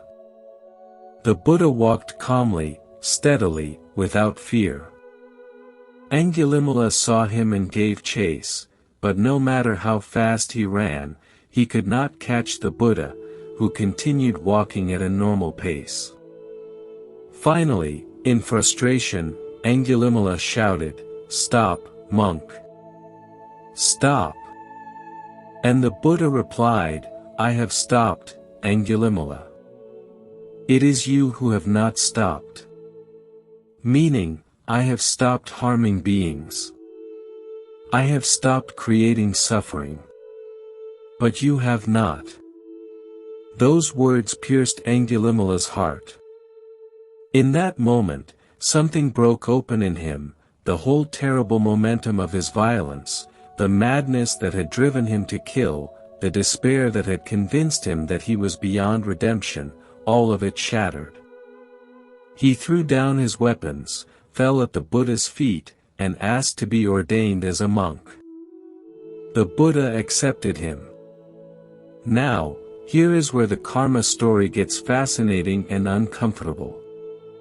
Angulimala became a genuine, sincere, dedicated monk. He practiced diligently.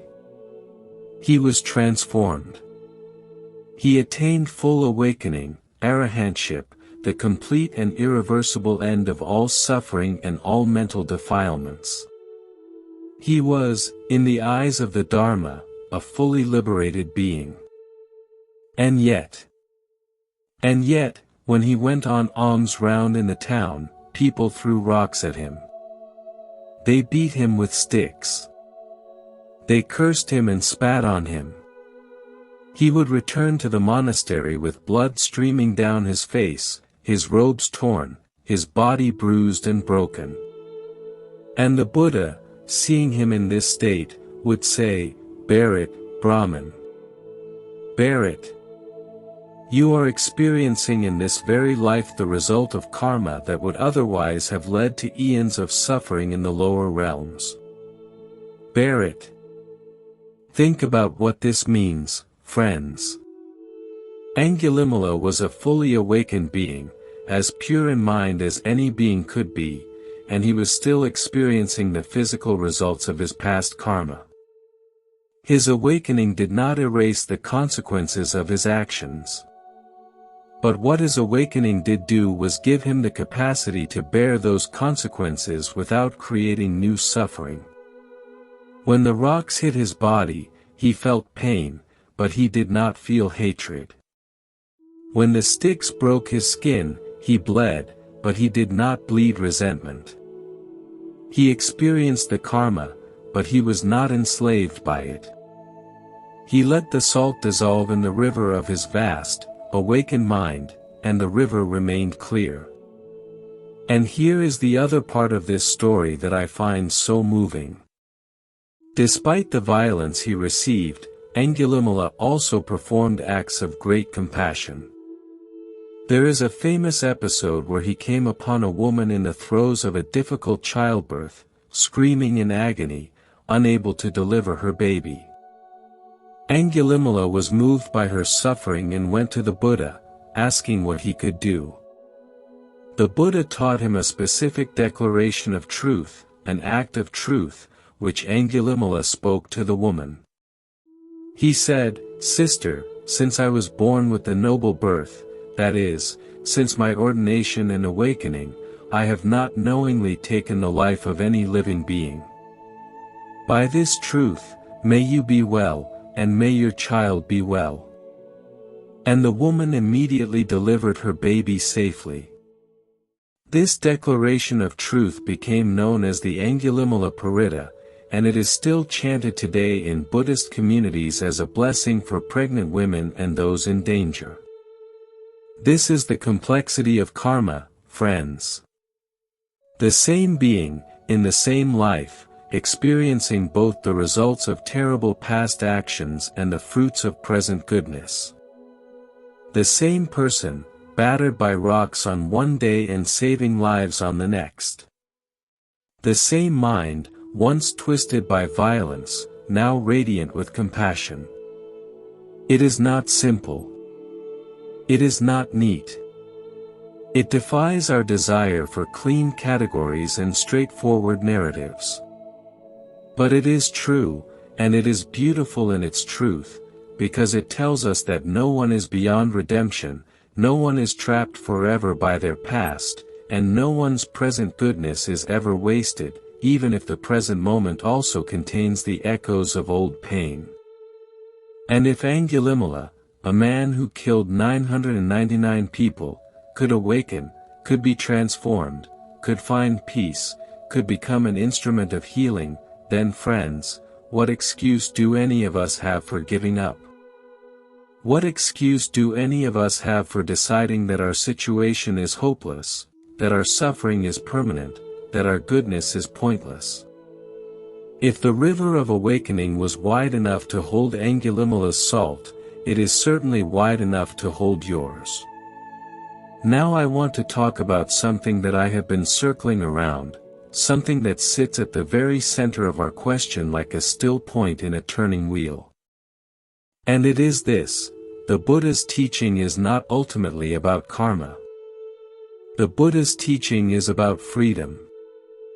Freedom from suffering, freedom from the endless cycle of craving and aversion, freedom from the prison of the small self that constantly compares, constantly judges, constantly measures its worth against external standards.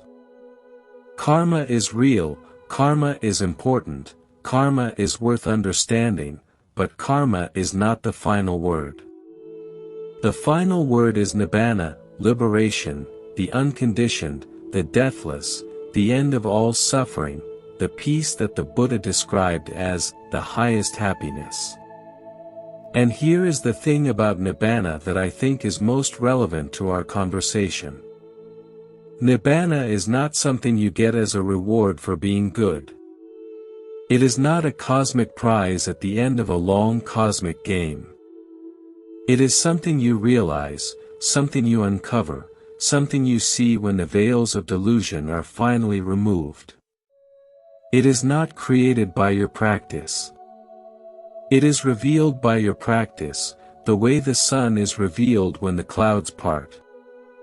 The sun was always there. You just could not see it.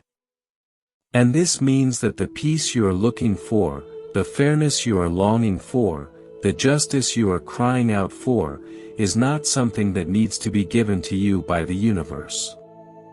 It is something that is already within you, waiting to be discovered. It is not outside, in the rearrangement of external circumstances. It is inside, in the transformation of your own mind and heart.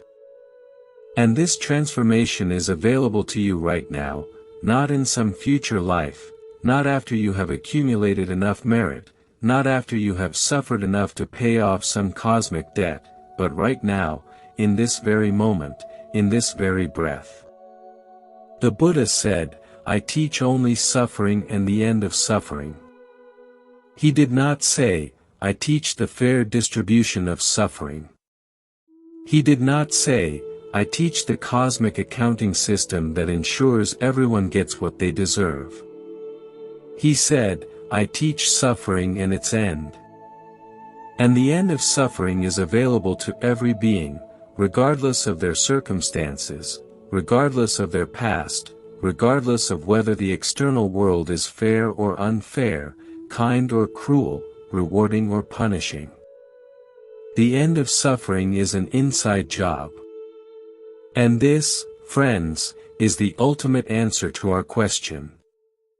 Why do good people suffer? Because suffering is a part of conditioned existence, and no amount of goodness makes you exempt from conditioned existence. But here is the good news, the truly, astonishingly, take your breath away good news: you are not limited to conditioned existence. There is something unconditioned within you. There is a freedom that no suffering can touch. There is a peace that no pain can disturb. And your goodness, your practice, your patient, persistent, courageous commitment to living with integrity and compassion, is exactly what clears the path to that freedom. Your goodness is not a transaction. It is a transformation. It is not a payment you make in exchange for a good life. It is the process by which your life becomes good, not in the superficial sense of comfortable and pleasant, but in the deepest sense of meaningful, authentic, awake.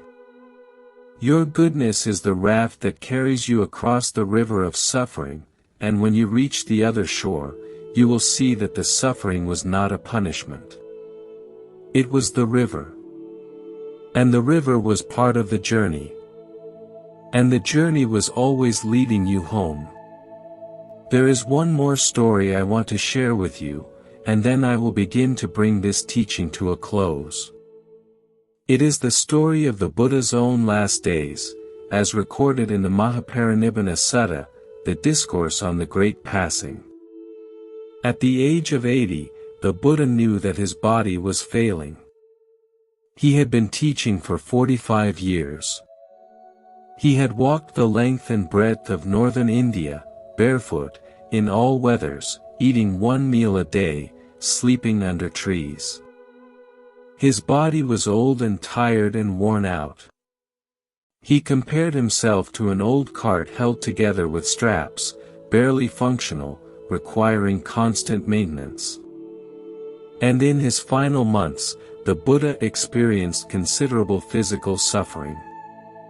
He fell seriously ill at one point, with fierce, sharp pains that were, the text says, almost unbearable. And yet he bore them. He bore them with mindfulness, with equanimity, with full awareness. He did not deny the pain. He did not pretend it was not there. He acknowledged it, he experienced it, and he was not overwhelmed by it, because his mind was vast enough, deep enough, awake enough to hold even this. When the Buddha finally passed away, surrounded by his followers, in a small town called Kusinara, which was not even a major city but a provincial backwater, the earth trembled. Trees burst into unseasonal bloom and dropped their flowers on his body. And the gods, the texts say, wept and rejoiced at the same time, wept because the teacher was gone from the world, and rejoiced because he had shown the way to the end of suffering for all beings who have the eyes to see and the ears to hear. The Buddha, the most good, the most wise, the most compassionate being who ever lived, suffered physically, experienced illness, old age, and death, and did not receive any special exemption from the natural order. His body broke down, just like every other body. His physical form dissolved, just like every other physical form. And yet, friends, and this is the point I want you to carry with you, the Buddha was free. Completely, utterly, permanently free. Not free from the conditions of physical existence, but free within them. Free in the way that the sky is free, even when it is full of storms. Free in the way that the ocean is free, even when its surface is churned by waves.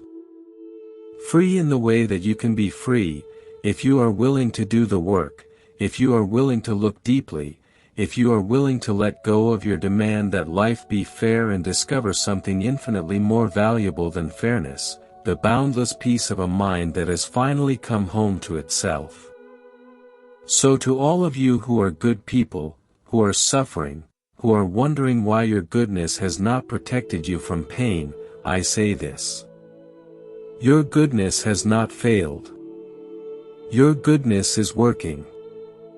Your goodness is planting seeds that will bloom in ways and times that you cannot predict. Your goodness is widening the river of your mind, so that when the salt of old karma dissolves in it, the water remains sweet. Your goodness is building a foundation that will hold you, not just in this life, but across all the lives to come, until the day when you, like the Buddha, like Bhāya, like Pattakara, like Kisagatami, like Angulimala, break through to the other shore and discover that you were never actually drowning, that you were always being carried, that the river was always flowing toward the sea. Do not give up, friends. Do not abandon your goodness. Do not let the world's injustice become an excuse to close your heart. Keep it open. Keep it tender. Keep it brave. Because your open, tender, brave heart is the most precious thing in the universe, more precious than any amount of money, more precious than any amount of fame, more precious than any amount of worldly success. Your heart is the doorway to freedom. And every act of kindness you perform, every moment of patience you practice, every time you choose love over fear, you are walking through that doorway, one step at a time, toward a peace that no suffering can ever take away. May you be happy. May you be healthy. May you be safe. May you live with ease. And may you know, deep in your bones, that your goodness matters, that it has always mattered, and that it will continue to matter, long after the circumstances that are causing you pain today have faded into memory, like clouds dissolving in the vast, clear, infinite sky of your own awakened mind. Namo Buddhaya. Namo Dhammaya. Namo Sanghaya. May the merit of this teaching be shared with all beings, and may all beings, without exception, find their way to the end of suffering. And you know, friends, there is something else that weighs on the hearts of good people, something we have not yet fully explored, and it is the particular pain of watching those who do harm seem to prosper. This is not just an intellectual puzzle. It is an emotional wound. It cuts deep, because it strikes at our most basic sense of how the world should work. You see someone who cheats, who manipulates, who steps on others without a moment of hesitation, and they seem to float upward, gaining wealth, gaining influence, gaining admiration, while you, who have played by the rules, who have treated people with respect, who have sacrificed your own comfort for the sake of others, remain stuck, struggling, wondering what you did wrong. This particular ache has a name in the Buddhist tradition. It is called Isa, when it takes the form of envy, and Parati, when it takes the form of discontent or dissatisfaction with one's own situation.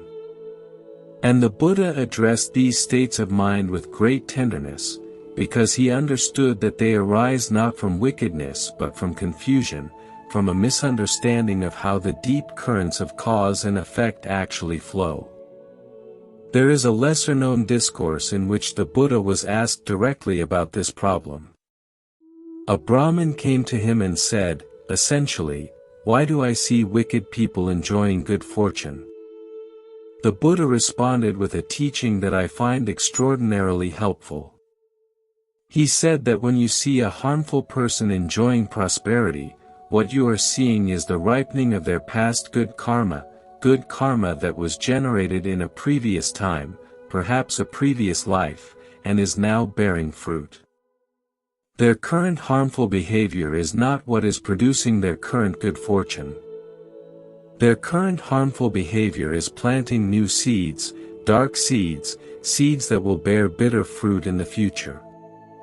But those bitter fruits have not ripened yet. What you are seeing is the last harvest of an old, good planting, being consumed by someone who is no longer planting anything good at all. The Buddha compared this to a person who has inherited a large fortune from their parents. They did not earn this fortune. They received it from the past. And now they are spending it recklessly, wastefully, without investing anything new, without replenishing the supply. For a time, they look wealthy. They live in luxury. They throw grand parties. They wear fine clothes. But with every passing day, the fortune shrinks. And one day, sooner or later, the last coin will be spent, and they will have nothing, nothing at all, because they stopped creating the conditions for future wealth while they were busy squandering what they had. This is what is happening when a harmful person seems to prosper, friends. They are spending an old inheritance. They are consuming the fruits of past good karma while failing to plant any new seeds. And when the old supply runs out, they will face the full weight of the dark seeds they are currently planting, seeds that are growing silently, invisibly, beneath the surface of their seemingly charmed life. You cannot see these seeds. You cannot see the roots spreading. But they are there, and they will bear fruit, just as surely as the sun will rise tomorrow. And now consider the opposite, consider your own situation. You are a good person who is currently experiencing difficulty. Using the same framework, what might be happening is this: you are experiencing the ripening of old karma, karma from a time you cannot remember, karma that is producing painful results right now. But at the same time, you are planting new seeds, bright seeds, golden seeds, seeds of generosity and compassion and integrity that are growing silently beneath the surface of your difficult life.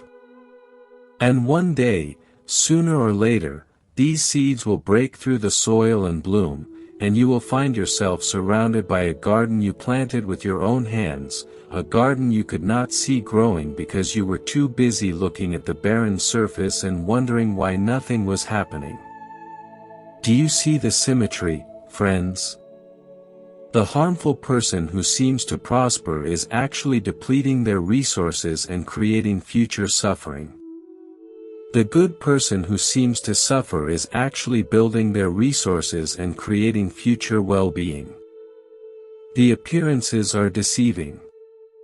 The surface tells one story, but the depths tell another.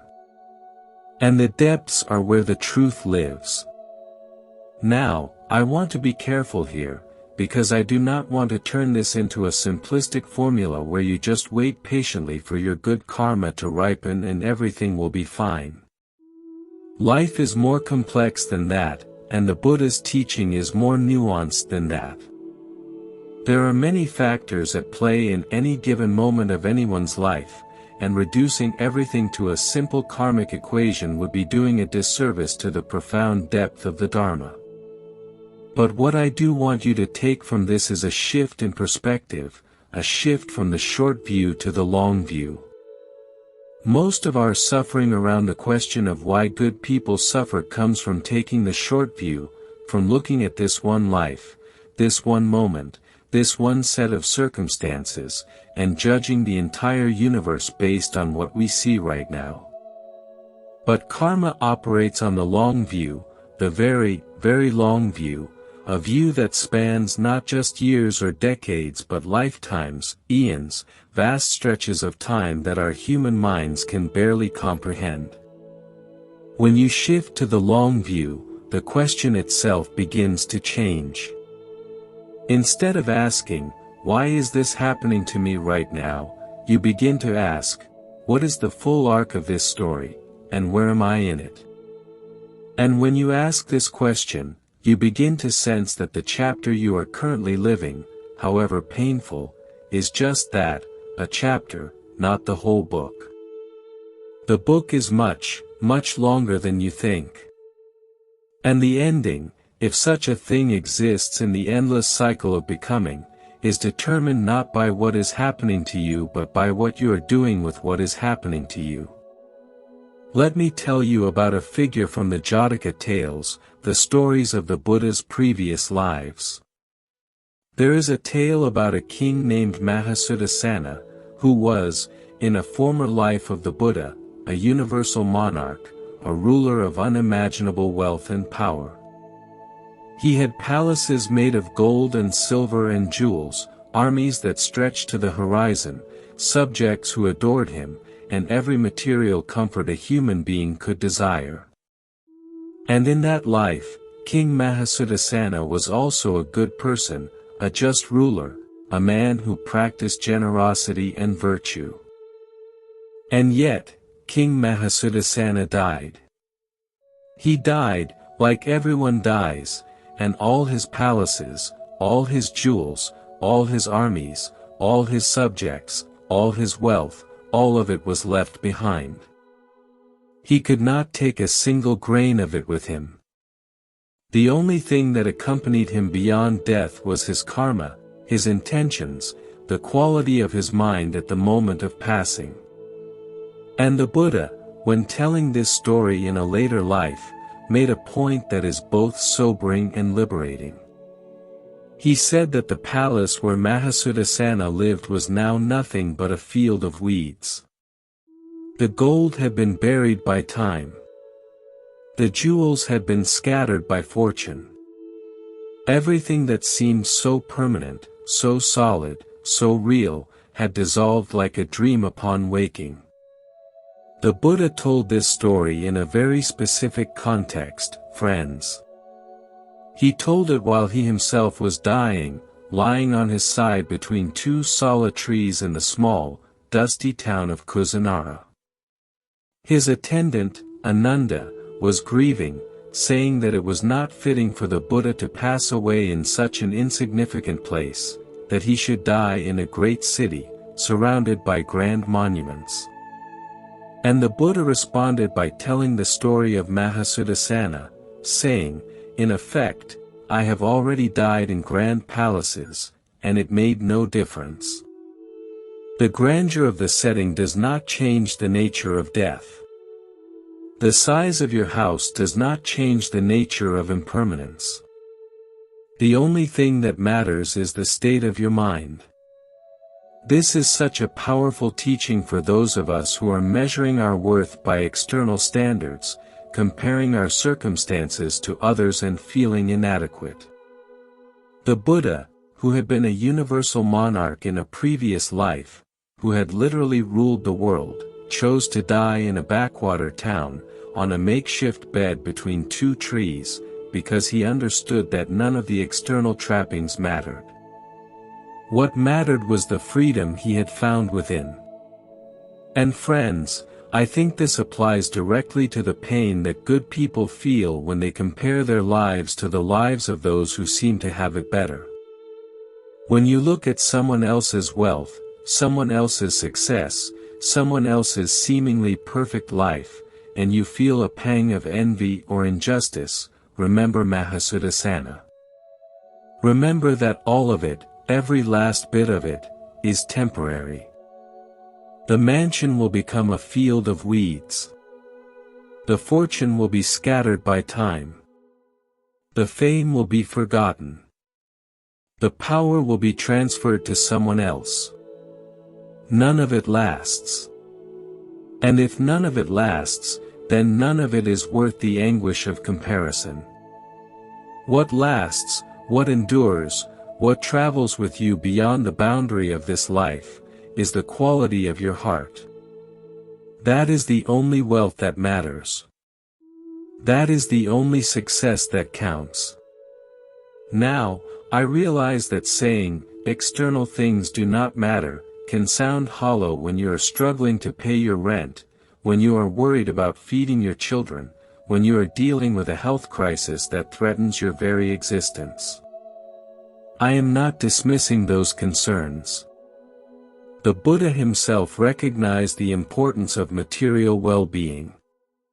He spoke about the 4 kinds of happiness available to a layperson: the happiness of ownership, having enough material resources to live comfortably and securely; the happiness of enjoyment, being able to use those resources for your benefit and the benefit of others; the happiness of freedom from debt, not being burdened by obligations that weigh you down; and the happiness of blamelessness, living a life of integrity. Notice that 3 of these 4 kinds of happiness are related to material well-being. The Buddha was not an ascetic who believed that poverty was virtuous. He recognized that having your basic needs met is an important foundation for well-being. What he cautioned against was not the enjoyment of material comfort, but the attachment to it, the belief that it is permanent, the mistake of placing your entire sense of identity and happiness on a foundation that, by its very nature, will eventually crumble. So if you are a good person who is struggling materially, please do not think that the Dharma is asking you to be happy with your poverty. The Dharma is asking you to do what you can to improve your situation, while also cultivating the inner resources that will sustain you regardless of your external circumstances. It is asking you to be wise, not passive. It is asking you to take skillful action in the world while maintaining an inner peace that is not dependent on the results of that action. And here I want to introduce another concept from the Buddha's teaching that I think is profoundly relevant to our discussion, the concept of punna, or merit. Merit, in the Buddhist understanding, is the positive energy that is generated by wholesome actions, speech, and thought. It is, in a sense, the currency of karma, the bright, luminous, life-affirming force that flows from every act of generosity, every moment of moral discipline, every practice of meditation. The Buddha spoke extensively about the power of merit, and he described three primary fields of merit-making: dana, generosity, the act of giving freely, without expectation of return; sila, virtue, the practice of ethical conduct, of restraining oneself from harmful actions; and bhavana, mental cultivation, the practice of meditation and the development of wisdom. What is beautiful about the concept of merit is that it is entirely within your control. You may not be able to control what happens to you. You may not be able to prevent illness, loss, betrayal, or any of the other slings and arrows that life sends your way. But you can always generate merit. You can always be generous, even if all you have to give is a kind word or a moment of attention. You can always practice virtue, even if the world around you is steeped in corruption.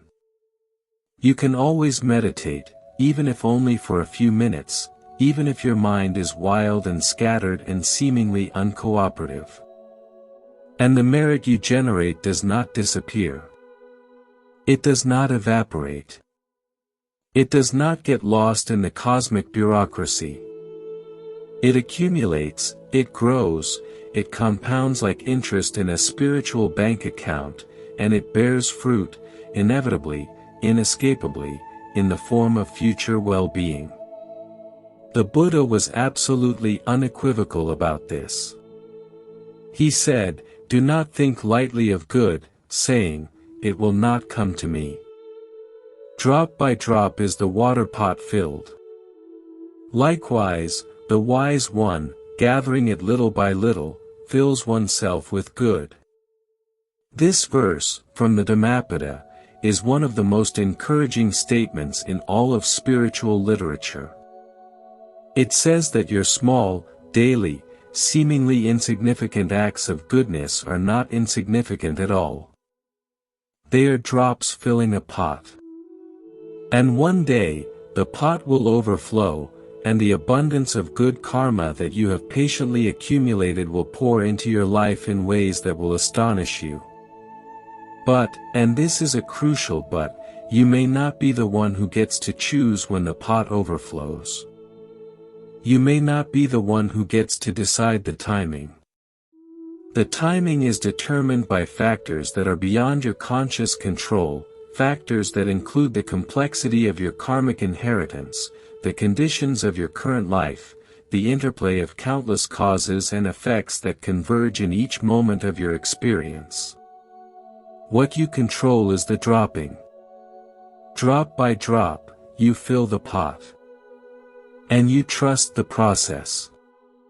Not because you are naive, not because you are blindly optimistic, but because you have been given a teaching by a fully awakened being who saw the entire workings of karma with perfect clarity, and that being told you, unambiguously, unmistakably, without any qualification or hedging, that good actions lead to good results. Period. Let me share another story from the commentarial literature that I find deeply moving. There was a poor man, a sweeper who cleaned the streets of Rajagaha, the capital of the kingdom of Magadha.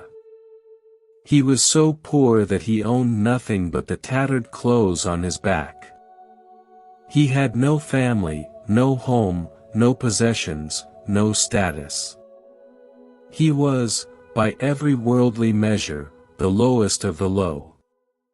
One day, the Buddha was walking through the streets of Rajagaha on alms round, and this sweeper saw him.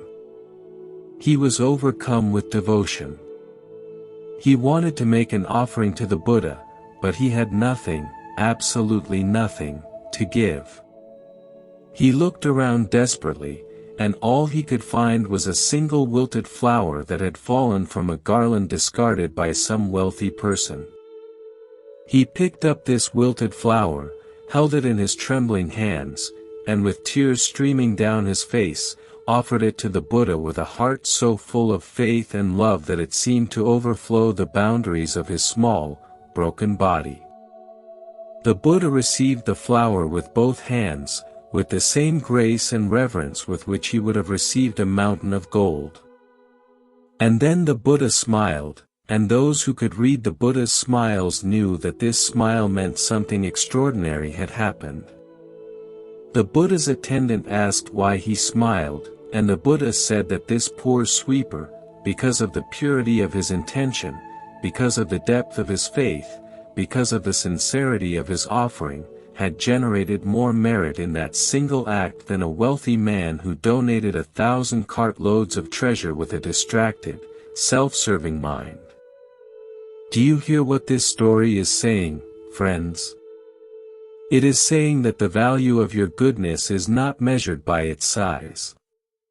It is measured by its sincerity. It is not measured by what you give.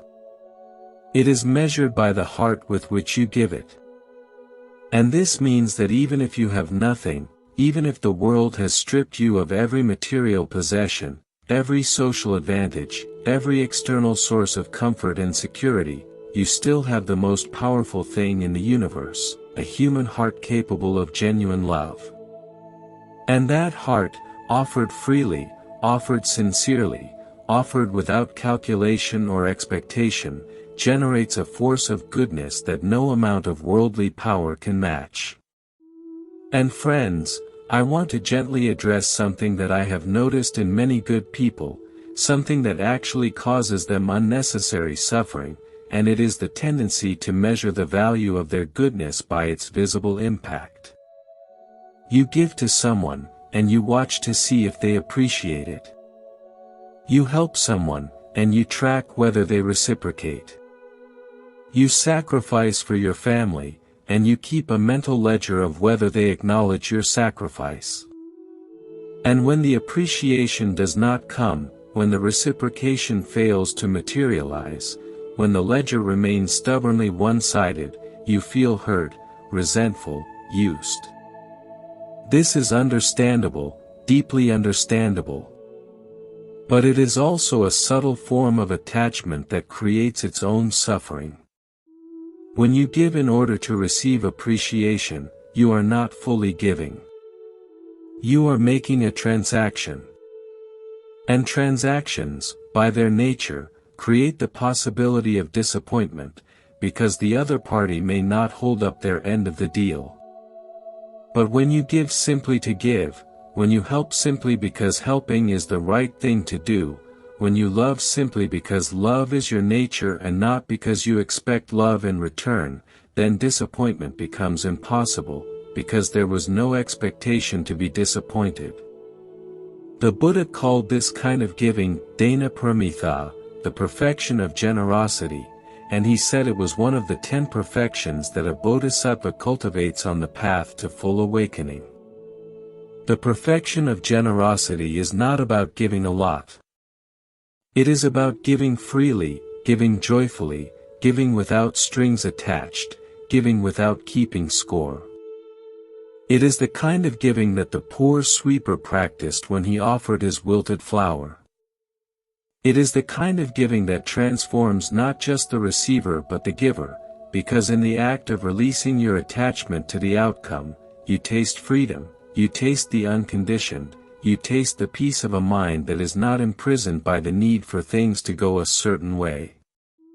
And this brings us back, once again, to the central teaching of the Buddha, the teaching that runs like a golden thread through everything he ever said. The root of suffering is not external circumstances. The root of suffering is not bad karma from past lives. The root of suffering is not the unfairness of the universe.